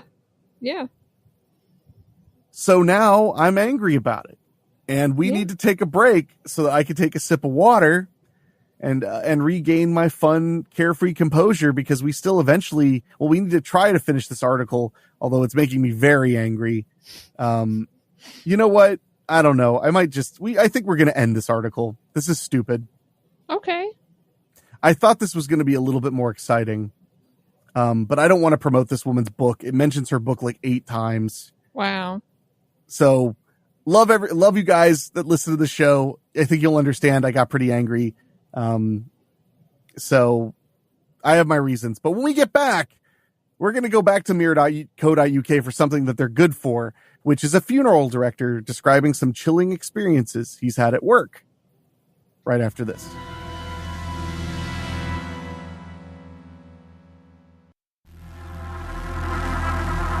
All right, we're back with another mirror.co.uk story to wrap us up for tonight. This one, the headline is, I'm a funeral director, and these are the chilling experiences I've had at work. Would you be a funeral director? Probably not, because I don't really like dead people. But that's pretty mean. What did they do to you? I don't know. They're just there and they scare me. Probably not. Also, the other part of being a funeral director is you have to like talk to people a lot, and they're sad, like really sad. And that I part sounds don't like know you'd like how to that part. comfort them. No, I don't. You wouldn't like being around sad people? No, I don't like when other people are sad. Not real people. Okay. It's all starting to make sense. I mean, in your way that you make sense. Yeah, don't like sad real people. I know a lot of people who have thought, like, I'm just going to become a mortician or I'm going to work at a funeral home. But I actually had a friend who owned a funeral home, and he used to tell me, like, that he liked the job, but, like, you have to really be built for it. Mm-hmm. He was a very nice, actually, no joke, his name was Ulysses Grant. I'm serious. Yeah, I believe you. And he was a very stoic, intense, and very gentle, 50-year-old black guy. Okay. And one day we were talking, and he mentioned he had I forget, it was like the way he was dressed or something, but I was like, oh, are you a pastor? Mm-hmm. Because we worked with tons of pastors on local TV. Mm-hmm. And he was like, oh, no, I own a funeral home. And I was like, oh, okay. So he was actually a really cool guy. One of my favorite people at that job. Cool. But yeah, I just remember when I heard people say, we used to call him Mr. Grant, and then somebody mentioned his name was Ulysses, and I was like, no way. That's so slick. Yeah. His parents must have been really fun. Yeah. Ulysses. Yeah. If there's any profession you'd expect might have come across a ghostly encounter, it would be a funeral director, right? That hasn't strictly been the case, according to one man in the profession. However, social media's Yorkshire funeral director, Jacob Walsh, who is based in Goole, East Riding of Yorkshire, took to TikTok to open up on his experiences with the paranormal at his workplace. Quote, ghosts? Have I seen them? Have I experienced them? He asked rhetorically in a video. I've felt a presence, usually in the mortuary, which is completely understandable as it's where people in my care are resting. Jacob admitted that initially he put his chilling experiences down to the fact he works late into the day, by which point he's tired. But over time, more and more things have happened, prompting him to have a rethink. Does working late into the day mean working late at night? I'm thinking yes. I mean, no, but yes. because it sounds like that's what that means. Because at first Based on I heard context. late into the day. I'm like, that's not working late if it's still the day. Yeah. I'm looking it up. I need to know. Working late into the day is in British slang can be expressed in various ways. Oh, no, it doesn't. It doesn't seem to understand what that. Okay, so late in the day, according to Merriam-Webster, means after the expected or proper time. So just means working later than normal. Okay. I don't know. Maybe he only works until like 4, but it's just too much because he gets up. Too much. Well, maybe he gets up. Maybe he starts work. Maybe it's like a 12-hour day and he starts work at 4 a.m. Oh. And so by the afternoon, he's just kind of done. Yeah. I like how that's the thing that made us most curious. Works late into the day. Quote, I have definitely felt people tapping me on the back, he confessed. Now, did he mean when no one was there? Because that just in isn't that big of a confession. Yeah. Or just strange things that I can't put my finger on. But as I have always said, don't worry about the dead. It's the living that will hurt you. I mean, now I'm like, oh, should I go find him and beat him up? I'm living. I mean, he knows you're going to hurt him. So why do you need to prove him right? Why not prove him wrong and not hurt him? I thought you say by killing yourself and then hurting him. That would work That's too. the way to do it. Yeah. But why would a spirit tap him on the shoulder? Jacob explained his belief, quote, I think it must mean it's a reassurance that I'm doing right by them, and that's all that matters. We always talk to the people in my care. We wish them good morning, and every night I say good night to them. A little weird. Yeah, that's not why I tap people on the shoulder. It's not to let them know they're doing a good job. It's to get their attention. Exactly. Yeah. You know, So when they're working late into the day. And then you punch them? Is that what you guys can't see Michelle. She was like miming the violence. And then I go and say it, making me sound like the crazy one. Yeah. He added that even when he's, quote, doing personal care, such as shaving deceased gentlemen, he tells them what he's doing out of respect. Jacob summarized, quote, so if they are watching over us, that's fine. We just don't know what's in the afterlife. And I'm not here to tell you what I think there is or isn't. Writing in response, another funeral director revealed, quote, I have heard footsteps in our mortuary early hours of the morning. And a second shared, quote, having worked alone in different branches of our funeral homes, I have definitely heard walking upstairs when I'm on my own. Never been scared, though. Wow, that's a Chad. He's like, tough. What an absolute Chad. Yeah. A third person detailed their experience, quote, my dad passed last Saturday, and I've come to my mom's house as she needed me and my sister. I could feel my dad's presence. This is my first experience with it. He died suddenly, so it's a shock. And a fourth TikTok user recalled, quote, my mom blew a light bulb in the funeral parlor, and when the funeral director got up to change it, it came back on, and she said, that's strange, but I said my mom was a medium and has sent me messages. What? Oh, I think they forgot to mention his mother was dead. I guess. Because that's how she would blow out a light bulb in the funeral parlor. But didn't she also say words? Oh, no, that was a different user. Oh, okay. Yeah, that was before my mom's house thing. This is a fourth TikToker who said my mom blew a light bulb in the funeral parlor, and when the funeral director got up to change it, it came back on. And she said, that's strange. Oh, you just assumed a funeral director can't be a woman, huh? No, I just assumed... You are the problem, Chell. It's not Gallup poll that hates women. I think it's you. No, I don't even think that ghosts aren't real, probably. I don't know. Okay. All right. Many others praised Jacob for showing such dignity in his profession, one of whom said, quote, you are an amazing man with so much empathy. That's why they say thank you by tapping you. I'm going to start tapping people to thank them for things and see if it works. Maybe you should Morse code what you need. Yeah, tap, tap, tap, tap, tap, tap, tap, tap, tap, tap, tap. It's pretty much Morse code, right? What are you tapping on your shoulder right now? SOS? Oh God, that's not a good thing to hear. Yeah, that's what I'm going to tap on people's shoulders. Well, since we've had our little chilling experience in mortuaryism, I'm going to say that like it's a word. When we get back, we're going to talk about something a bit hotter, a bit more human, as we learn about spontaneous human combustion. After this.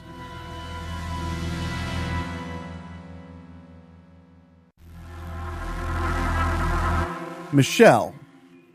Yes. Do you remember when you first heard about spontaneous human combustion? No. Well, what do you know about it? Did you go on fire? That's it? Spontaneously. That's all you know about it? What else am I supposed to know about it? I don't know. I just thought maybe you had like what I've really learned from doing this show is how much of my life I've wasted on like really stupid, like weird folklore and urban legends. Because I'll be like, Michelle, what do you know about, the Sasquatch? You'll be like, he's got a big foot. And I'm like, oh, because I know a lot about him. I mean, it could just be that I don't know anything. And that's what's going on. I don't think that's true. I think that's true.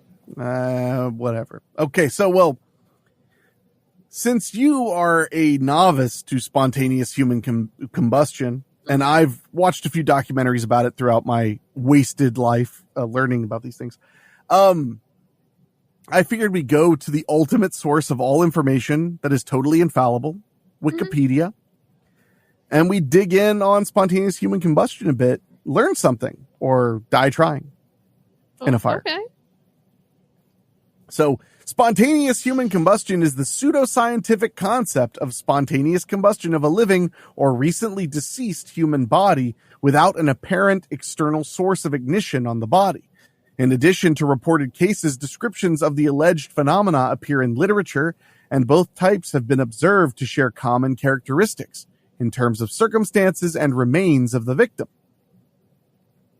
Scientific investigations have attempted to analyze reported instances of spontaneous human combustion and have resulted in hypotheses regarding potential causes and mechanisms, including victim behavior and habit, alcohol consumption, and proximity to potential sources of ignition, as well as the behavior of fires that consume melted fats. Okay. I mentioned that before. Which, by the way, melted fats was my name when I was a jazz player. That's pretty cool. Thank you. Yeah. Natural explanations as well as unverified natural phenomena have been proposed to explain reports of spontaneous human combustion. The current scientific consensus is that purported cases involve overlooked external sources of ignition. Yeah.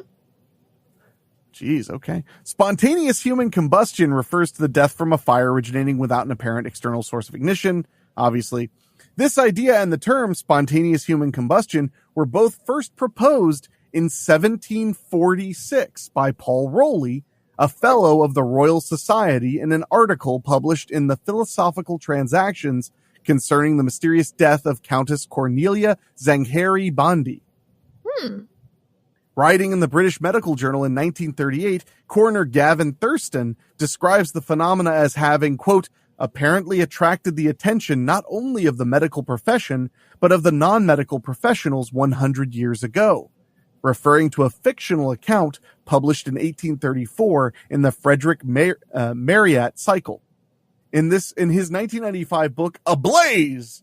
That's a great title. It has an exclamation point. Good. Ablaze! Larry E. Arnold, the director of Parascience International, wrote that there had been about 200 cited reports of spontaneous human combustion worldwide over a period of around 300 years. Okay. That's less than one a year. So that make you feel a little bit better, more like you're safe? No. Okay. All right. Well, this might help. Here are some characteristics of people who suffer from spontaneous human combustion. So, the topic received coverage in the British Medical Journal in 1938. An article by L.A. Perry cited an 1823 published book, Medical Jurisprudence, which stated that commonalities among recorded cases of spontaneous human combustion included the following. Number 1, victims are chronic alcoholics. Oh, I see what happened. That's probably not you. Oh. Number 2, they are usually elderly females. Really? Yeah. Wow. Yeah. Number 3, the body has not burned spontaneously, but some lighted substance has come into contact with it. Uh-huh. So, okay. Yeah. So Number 4, the hands and feet usually fall off. That I've seen the photos where it's just hands and feet are all that's left in a big smoldering spot. I wonder why that is. I assume that there's very little fat in that part of the body. So it just falls off because everything else burns around it. That's my guess. Yeah. Number 5, the fire has caused very little damage to combustible things in contact with the body. Mm-hmm. Yeah, that's one thing, is it tends to be very isolated. Mm-hmm. Localized is a good word for it. And number 6, the combustion of the body has left a residue of greasy and fetid ashes and a very offensive odor. Yeah, that's not a nice gotta thing be to honest. say about someone, but okay. I gotta be honest, you gotta hope, right? Because, imagine if it was and the weirdest part of spontaneous human combustion just smells terrific. Mm-hmm. Yeah. Yeah. That's how you know you're in trouble, because you get a report there's a fire in a building, and then the moment you open the door, it smells wonderful, and you're like, oh fuck, somebody's been spontaneously human combusted. And instead of ashes, it's just flower petals. Beautiful flower petals. Yeah. Next to the hands and feet. Yeah. An extensive 2.5-year research project involving 30 historical cases of alleged spontaneous human combustion from 1725 to 1982 was conducted by science investigator Joe Nickell, one of my favorite guys. I've read his books. They're really good. Good. He was for over 30 years the only full-time paranormal investigator in the world. Wow. Dana Scully was loosely based on him in X-Files. Oh, cool. And forensic analyst John F. Fisher. I don't know him. Their lengthy 2-part report was published in 1984 in the Journal of the International Association of Arson Investigators. And incorporated into their 1988 book, Secrets of the Supernatural, which is a really good book. Nickell has written frequently on the subject, appeared on television documentaries, conducted additional research, and lectured at the New York State Academy of Fire Science at Montour Falls, New York, as a guest instructor.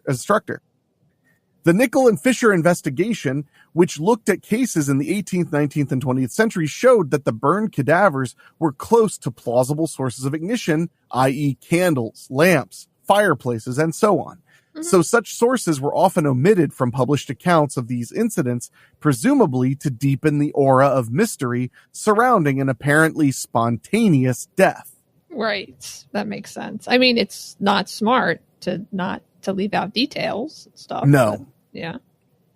The investigators also found that there was a correlation between alleged spontaneous human combustion deaths and the victim's intoxication or other forms of incapacitation, which could conceivably have caused them to be careless and unable to respond properly to an accident. Yeah. So this is one thing I've always found interesting, because I've heard people say the alcohol might have made them burn. Maybe, but more likely being super duper drunk made them unable to react properly to being on fire. Yeah. And also made them more likely to stand near things that were, going to light them on fire. Oh, because the alcohol would catch on fire? Oh, no, because they're drunk, so they're not paying attention to standing near a candle or something, or knocking something over. I gotcha. Yeah. So let's see, where was I? Where the destruction of the body was not particularly extensive, a primary source of combustible fuel could plausibly have been the victim's clothing or a covering such as a blanket or comforter. Yeah. However, where the destruction was extensive, additional fuel sources were involved, such as chair stuffing, floor coverings, the flooring itself, and the like. The investigators described how such materials helped to retain melted fat, which could cause more of the body to be burned and destroyed, yielding still more liquefied fat in a cyclic process known as the wick effect, or the candle effect. I like how bothered you looked when I said the wick effect. Yeah. But I like that both of them are basically the wick and the candle effect, or that's almost exactly the same thing. Oh, yeah. I mean, it's the same. It's yeah. I don't know. It's the same. It's basically a candle. It's just you. Yeah. Yeah. Well, we're going to take a quick break and we'll dive further into some fiery explanations right after this.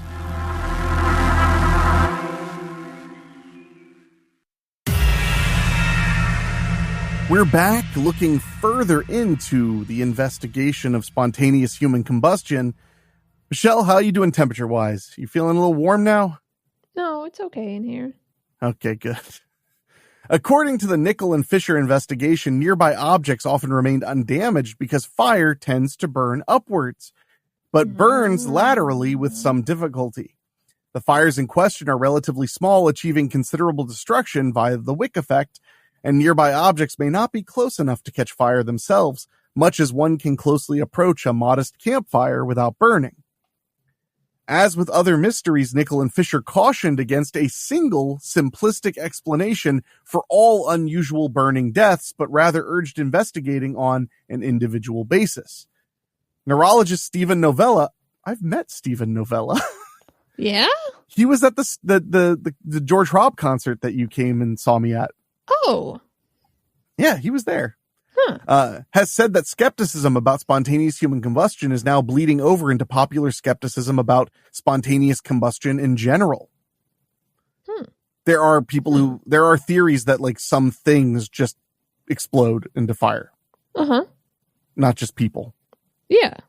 So like rags that have stuff on it that you clean your oil paints from. Oh, like acetone? I don't know if it's acetone. I don't think it thinner? is. I don't know. I'm not a doctor. Mineral spirits? Oh, yeah, mineral spirits. In a 2002 study, Angie M. Christensen of the University of Tennessee cremated both healthy and osteoporotic samples of human bone and compared the resulting color changes and fragmentation. The study found that osteoporotic bone samples, quote, consistently displayed more discoloration and a greater degree of fragmentation than healthy ones. The same study found that when human tissue is burned, the resulting flame produces a small amount of heat, indicating that the fire is unlikely to spread from burning tissue. Okay. So we're kind of, it sounds like people are just being set on fire, which is worrisome, whether it's by other people or by themselves. I remember I read about one woman who they believe that someone had poured a whole bottle of her perfume on her to light her on fire so that she would die in her sleep. Ugh. Yeah. Isn't that just a delight? Yeah. So, Benjamin Radford, science writer and deputy editor of the science magazine Skeptical Inquirer, cast doubt on the plausibility of spontaneous human combustion. And remember that's referring to no external flame source. Yeah. If spontaneous human combustion is a real phenomenon and not the result of an elderly or infirm person being too close to a flame source, why doesn't it happen more often? There are 8 billion people in the world as of today, 2024, and yet we don't see reports of people bursting into flame while walking down the street, attending football games, or sipping coffee at a local Starbucks. It's probably true, unless they're just hiding it from us. They could be hiding it. Yeah. So here are some natural explanations suggested for spontaneous human combustion. Almost all postulated cases of spontaneous human combustion involve people with low mobility due to advanced age or obesity, along with poor health. Victims show a high likelihood of having died in their sleep or having been unable to move once they had caught fire. Smoking is often seen as the source of fire. Natural causes such as heart attacks may lead to the victim dying, subsequently dropping the cigarette, which after a period of smoldering can ignite the victim's clothes. Okay. That would make sense too, because smoking has decreased a lot, and people and the people who do smoke much less smoke in their homes and way less smoke in bed, because it used to be a thing to smoke in bed, which is wild to imagine. Yeah. Just smoking a cigarette in bed. So, and then of course there was the wick effect we just talked about. We pretty much went through that whole thing. Scalding can cause burn-like injuries, sometimes leading to death without setting fire to clothing. Although not applicable in cases where the body is charred and burnt, this has been suggested as a cause in at least one claimed spontaneous human combustion-like event. Okay. Brian J. Ford has suggested that ketosis, possibly caused by alcoholism or low-carb dieting, produces acetone, which is highly flammable and could therefore lead to apparent spontaneous combustion. Huh. That's pretty far-fetched. Yeah. If you have you ever tasted something like acetone coming out of your mouth? No. So when you go through ketosis, when you're losing weight, quickly, sometimes you get like a weird taste in your mouth that's kind of acetone, and it's just basic. It's like acetone, and it's basically just acetone. It's your system processing fat can cause that. But I that it would have to be pretty intense for that to be flammable. Spontaneous human combustion can be confused with self-immolation as a form of suicide. In the West, self-immolation accounts for 1% of suicides. Oh. While Radford claims in developing countries, the figure can be as high as 40%. Jeez. Yeah. Sometimes there are reasonable explanations for the deaths, but proponents ignore official autopsies and contradictory evidence in favor of anecdotal accounts and personal testimonies. Mm-hmm. And another one is inhaling/digesting phosphorus in different forms may lead to the formation of phosphine, which can auto-ignite. I don't know a lot about phosphorus or why you would eat it or inhale it. I guess you could inhale it because it's a dust. I guess. What? You want me to look up phosphorus? Do you need to understand? No, it's okay. I mean, it's an element that can be highly flammable. I didn't know a ton about it either. I just had to look it up quick. But here are some alternative hypotheses. Larry E. Arnold, in his 1995 book, Ablaze, proposes a pseudoscientific new subatomic particle, which he called pyrotron. You like that? Yeah, It's a pretty good name. Yeah. Pyrotron. Arnold also wrote that the flammability of a human body could be increased by certain circumstances, like increased alcohol in the blood. It would have to be a lot of alcohol, because like when you're really drunk, your blood is less than 1% alcohol. Mm-hmm. Like it's like what, 0.3 or 0.2%? Wait, what is? Hold on, I need to find out. What is the legal limit? I'll just use my state. Is that it? 0.08. So less than 1% blood alcohol makes you, or way less than 1% makes you legally drunk. So you would have to be drinking an amount that could like literally kill you. Yeah. So yeah, that one's a little weird. He further proposed that extreme stress could be the trigger that starts many combustions. Wow. This process may use no external oxygen to spread throughout the body, since it may not be an oxidation reduction reaction. However, no reaction mechanism has been proposed. Oh. Researcher Joe Nicholas criticized Arnold's hypothesis as based on selective evidence and argument from ignorance. Bam! Joe Nichols always got those. He's ready to slam down on y'all. In his 1976 book, Fire from Heaven, UK writer Michael Harrison suggests spontaneous human combustion is connected to poltergeist activity. Okay. This is my favorite, is when it'll be like, how do we explain something ridiculous? We'll go with something else ridiculous. Like, how do we explain, how do we explain people suddenly catching on fire? What if unicorns are lighting them on fire? That's what the argument sounds like to me. Like when you say like, we'll bring a poltergeist into this. Because he argues, quote, the force which activates the poltergeist originates in and is supplied by a human being. Within the concluding summary, Harrison writes, fatal or non-fatal, spontaneous human combustion belongs to the extensive range of poltergeist phenomena. But poltergeists are literally able to move things around. Why don't they just like grab a candle and light you on fire? Like they could just do that. Because it's easier to, I don't know. Maybe that's what's happening. Answer me, damn it. It could still be what's happening though. The poltergeist comes and it just throws a candle on you. Okay. John Abrahamson suggested that ball lightning. This is just like this is There should be one that's just unicorns do it. Mhm. That ball lightning could account for spontaneous human combustion. Quote, this is circumstantial only, but the charring of human limbs seen in a number of ball lightning cases are very suggestive that this mechanism may also have occurred where people have had limbs combusted. I'm pretty sure ball lightning is like basically not real. Ball lightning is real. Is a rare and unexplained phenomenon described as luminescent spherical objects.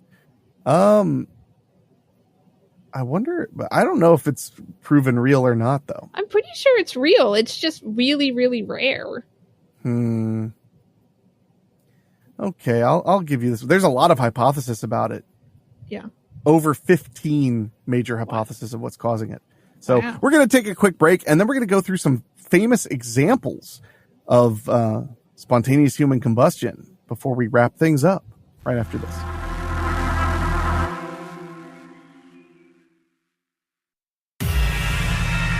All right, before we wrap up our conversation about spontaneous human combustion, we want to talk about some famous examples that have been investigated as such. And I won't show you the pictures of the random hands and feet, Michelle. Okay, thanks. It's very upsetting. Yeah. So the first one is on the 2nd of July, 1951. Mary Reeser, a 67-year-old woman, was found burned to death in her house in St. Petersburg, Florida, after her landlady noted that the house's doorknob was unusually warm. The landlady notified the police, and upon entering the home, they found Reeser's remains completely burned into ash with only one leg remaining. Jeez. The chair she was sitting in was also destroyed. Reeser had been taking sleeping pills and had also been a smoker. Despite its proliferation in popular culture, the contemporary FBI investigation ruled out the possibility of spontaneous human combustion.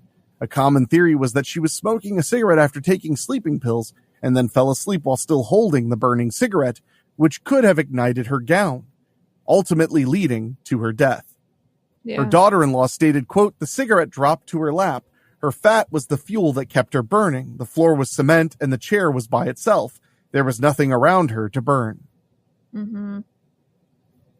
I will say about the photograph, Yeah. she must have lived in it appears she was sitting like in her bathroom.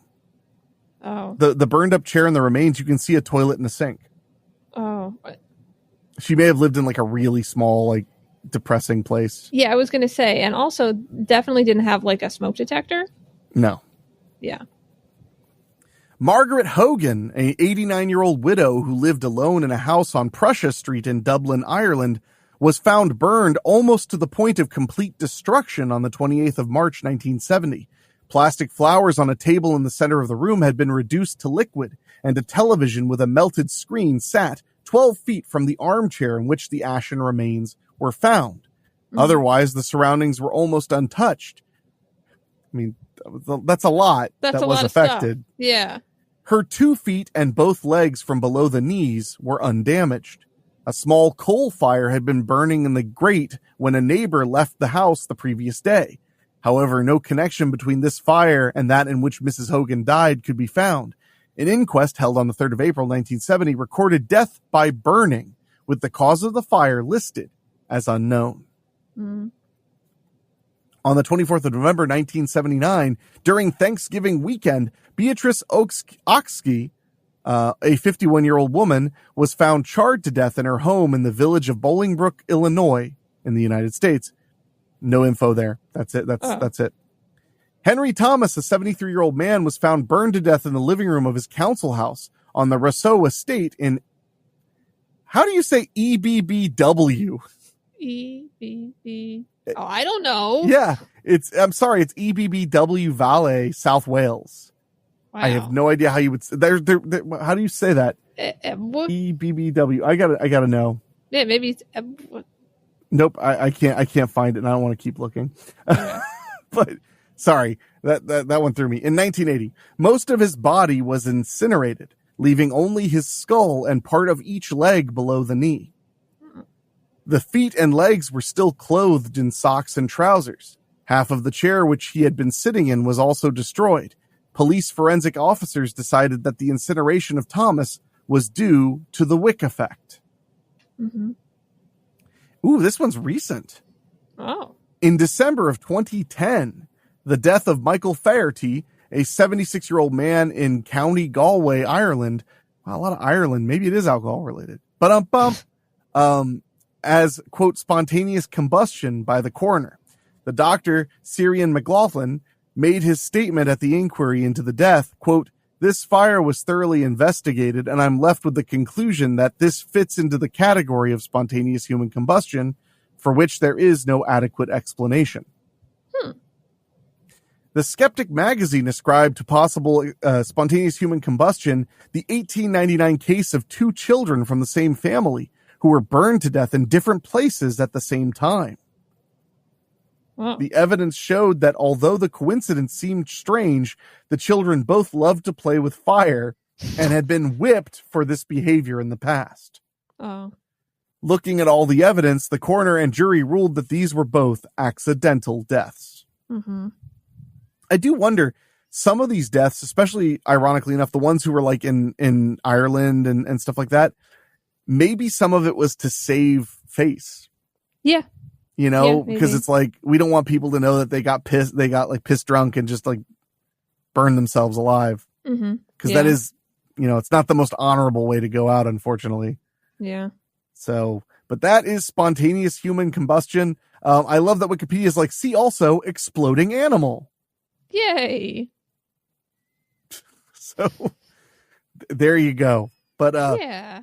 the other day I was looking up an actor. I forget his name off the top of my head, but I was looking up an actor because I was curious. He was playing a character, and I think he was playing like I don't know, but I was curious if he was like Puerto Rican or Mexican or whatever. I was just curious where he was from originally. Mm-hmm. And he's Puerto Rican, but then it said under like the info about him being from Puerto Rico, it said, see also list of Puerto Ricans. And I was like, what? And I clicked on it, and it was just a list of famous people that were Puerto Rican, but nowhere in any of the page did it say like famous Puerto Ricans or famous actors from Puerto Rico. It just said list of Puerto Ricans. Wow. And then just a long list of mostly like famous Puerto Ricans, but never once did it say anything other than list of Puerto Ricans. Not quite as good as witches. It's still pretty good though. But it's not bad. It's not bad at all. So, but now whenever he pops up in a movie now, I'll go, oh man, I remember him from the list of Puerto Ricans. So anyway, with that all being said, we're going to take a quick break, and we're going to wrap things up on this month's Spooky right after this.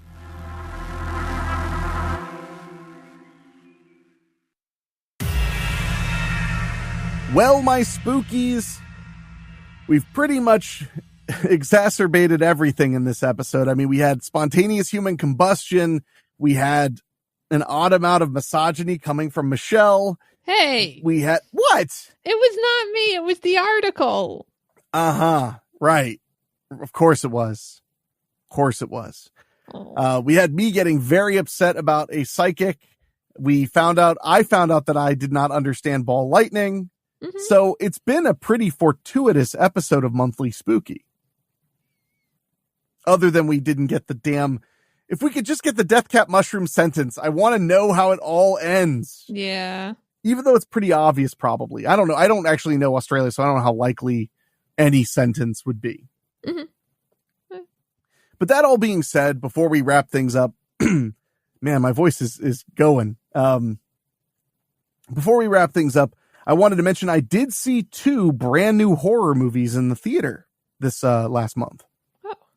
So I saw 28 Years Later, which is the 28 year later sequel to 28 Days Later. Mm-hmm. And it was pretty fun. I enjoyed it. I thought it did a lot of really cool world building. Apparently, the day they released it, they announced that they had already shot a sequel that would come out in January. Oh.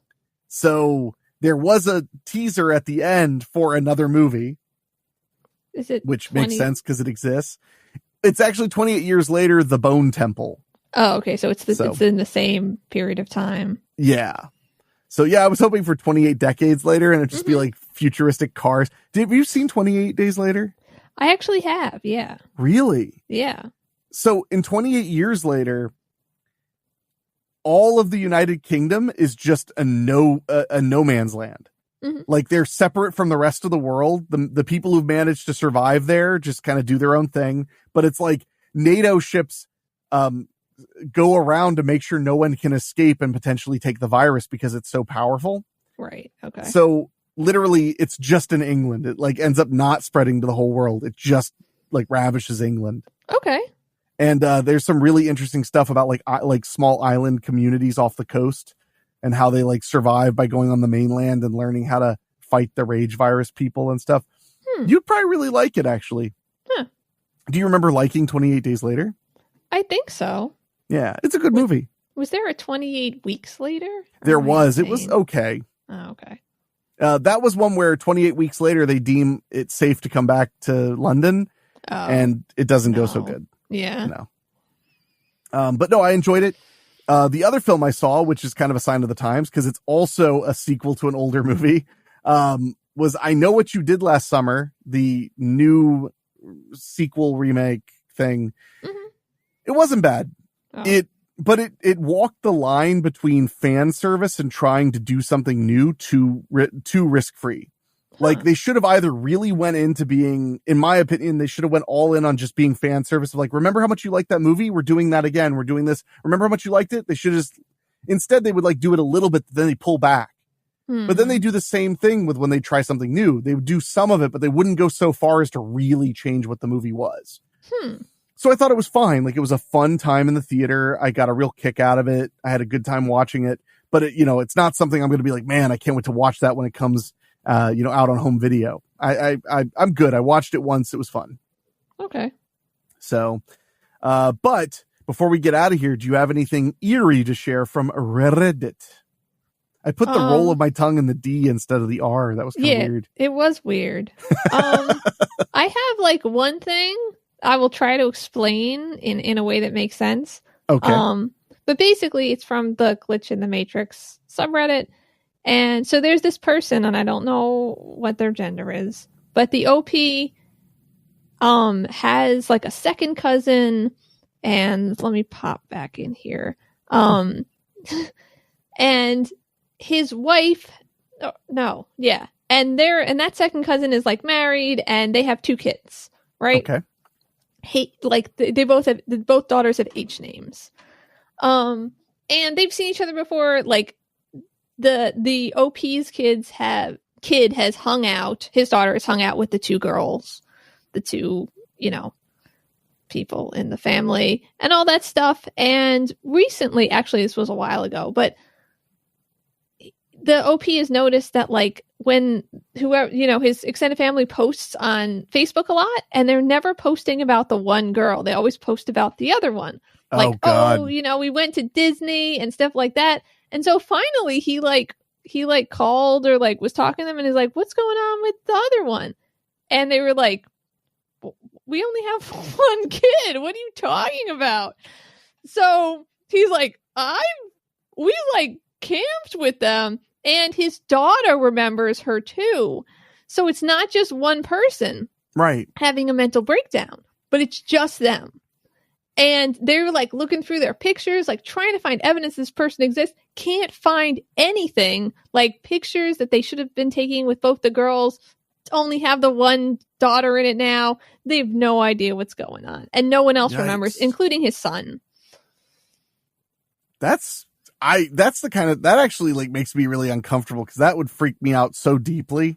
Yeah. To just be like, no, there was only one of us this whole time. Like, how would you explain that? I don't know, especially because if the poster had said like, I'm the only one that remembers it, I would just be like, cool, you have brain cancer. Sorry. Yeah, of course. But if someone else does, and it's to me, it's good that both his kids don't remember, because if they both remembered, I would think, okay, power of suggestion or something. Right. But for just the daughter to be like, no, like we hung, because she used to hang out with them. Yeah. And that's weird. It's and upsetting. Extremely weird and upsetting. Yeah. Yeah. Well, thank you. That's a good one. Thanks. Because I mean, other than conspiracy gaslighting, I can't think of anything else. Yeah, that's the only thing I could think of too. I mean, but the problem is that all their pictures are different now. So like, how would you execute that? Photoshop. I mean, hacking. I guess since everything's digital, you technically could. Yeah. It would just be super. I mean, but considering the reason they would do this is because they murdered their child, probably. Yeah. Like, I guess. Well, and their child was a CIA asset to begin with. Right. Yeah. So. No, that's a good one. Yeah. Thanks. Oh, before we go, did I tell you I spent some time in Cincinnati a few weeks ago, and I was walking to a movie theater with a friend, and I noticed that there was a restaurant called, I think it was called the Gaslight Bar and Grill. Oh. And I pointed that out to her, and she said, "Oh yeah, we're in the Gaslight District. That's what it's called here." Yeah. And I was like, "Oh man, I wish I want to work there so that when people come in for the first time, I can say, 'Hey, so cool to have you back.'" And they could be like, "I haven't been here before." I'd be like, "Yeah, you have. This is your favorite place to eat." Yeah. Gaslight Bar and Grill. The full experience. Or they come in and they're like, "Oh, how long have you been there?" You can be like, "Oh, we've been here 100 years." And they'd be like, "That's funny because I thought there was another." Nope. It's all I don't know what you're talking about. We've always been here. I mean, maybe if you rode your horse and buggy up to the original place, I don't know what was here then, but yeah. Anyway, the usual. Uh-oh. That would be my favorite thing. Would just be making gaslight jokes about everything. You want your usual burger and fries? I'm a vegetarian. You sound crazy right now. Everyone's gonna think you're nuts. But on that note, thank you guys so much for joining us for another episode of Monthly Spooky. I really do appreciate it. If you enjoy what we're doing here at the show and you want to support us, there are a few ways to do it. One of which is go to your favorite podcasting app like Spotify or Apple Podcasts. Leave us a 5-star rating if you haven't already. You can also go to weeklyspooky.com/join, and for as little as $1 a month, get 2 bonus shows every single month and support the show in a very, very direct way. We're heading into 6 years of Weekly Spooky this October, and I'm really looking forward to celebrating with even more scary stories and such. So for myself, for my producer Dan Wilder, my executive producers Rob Fields and Bobbletopia.com, as well as our composer Ray Mattis, I'm going to let Michelle have the final word. Bees aren't dangerous. Then why do we have to call 911? Answer the question. Oh. I don't know.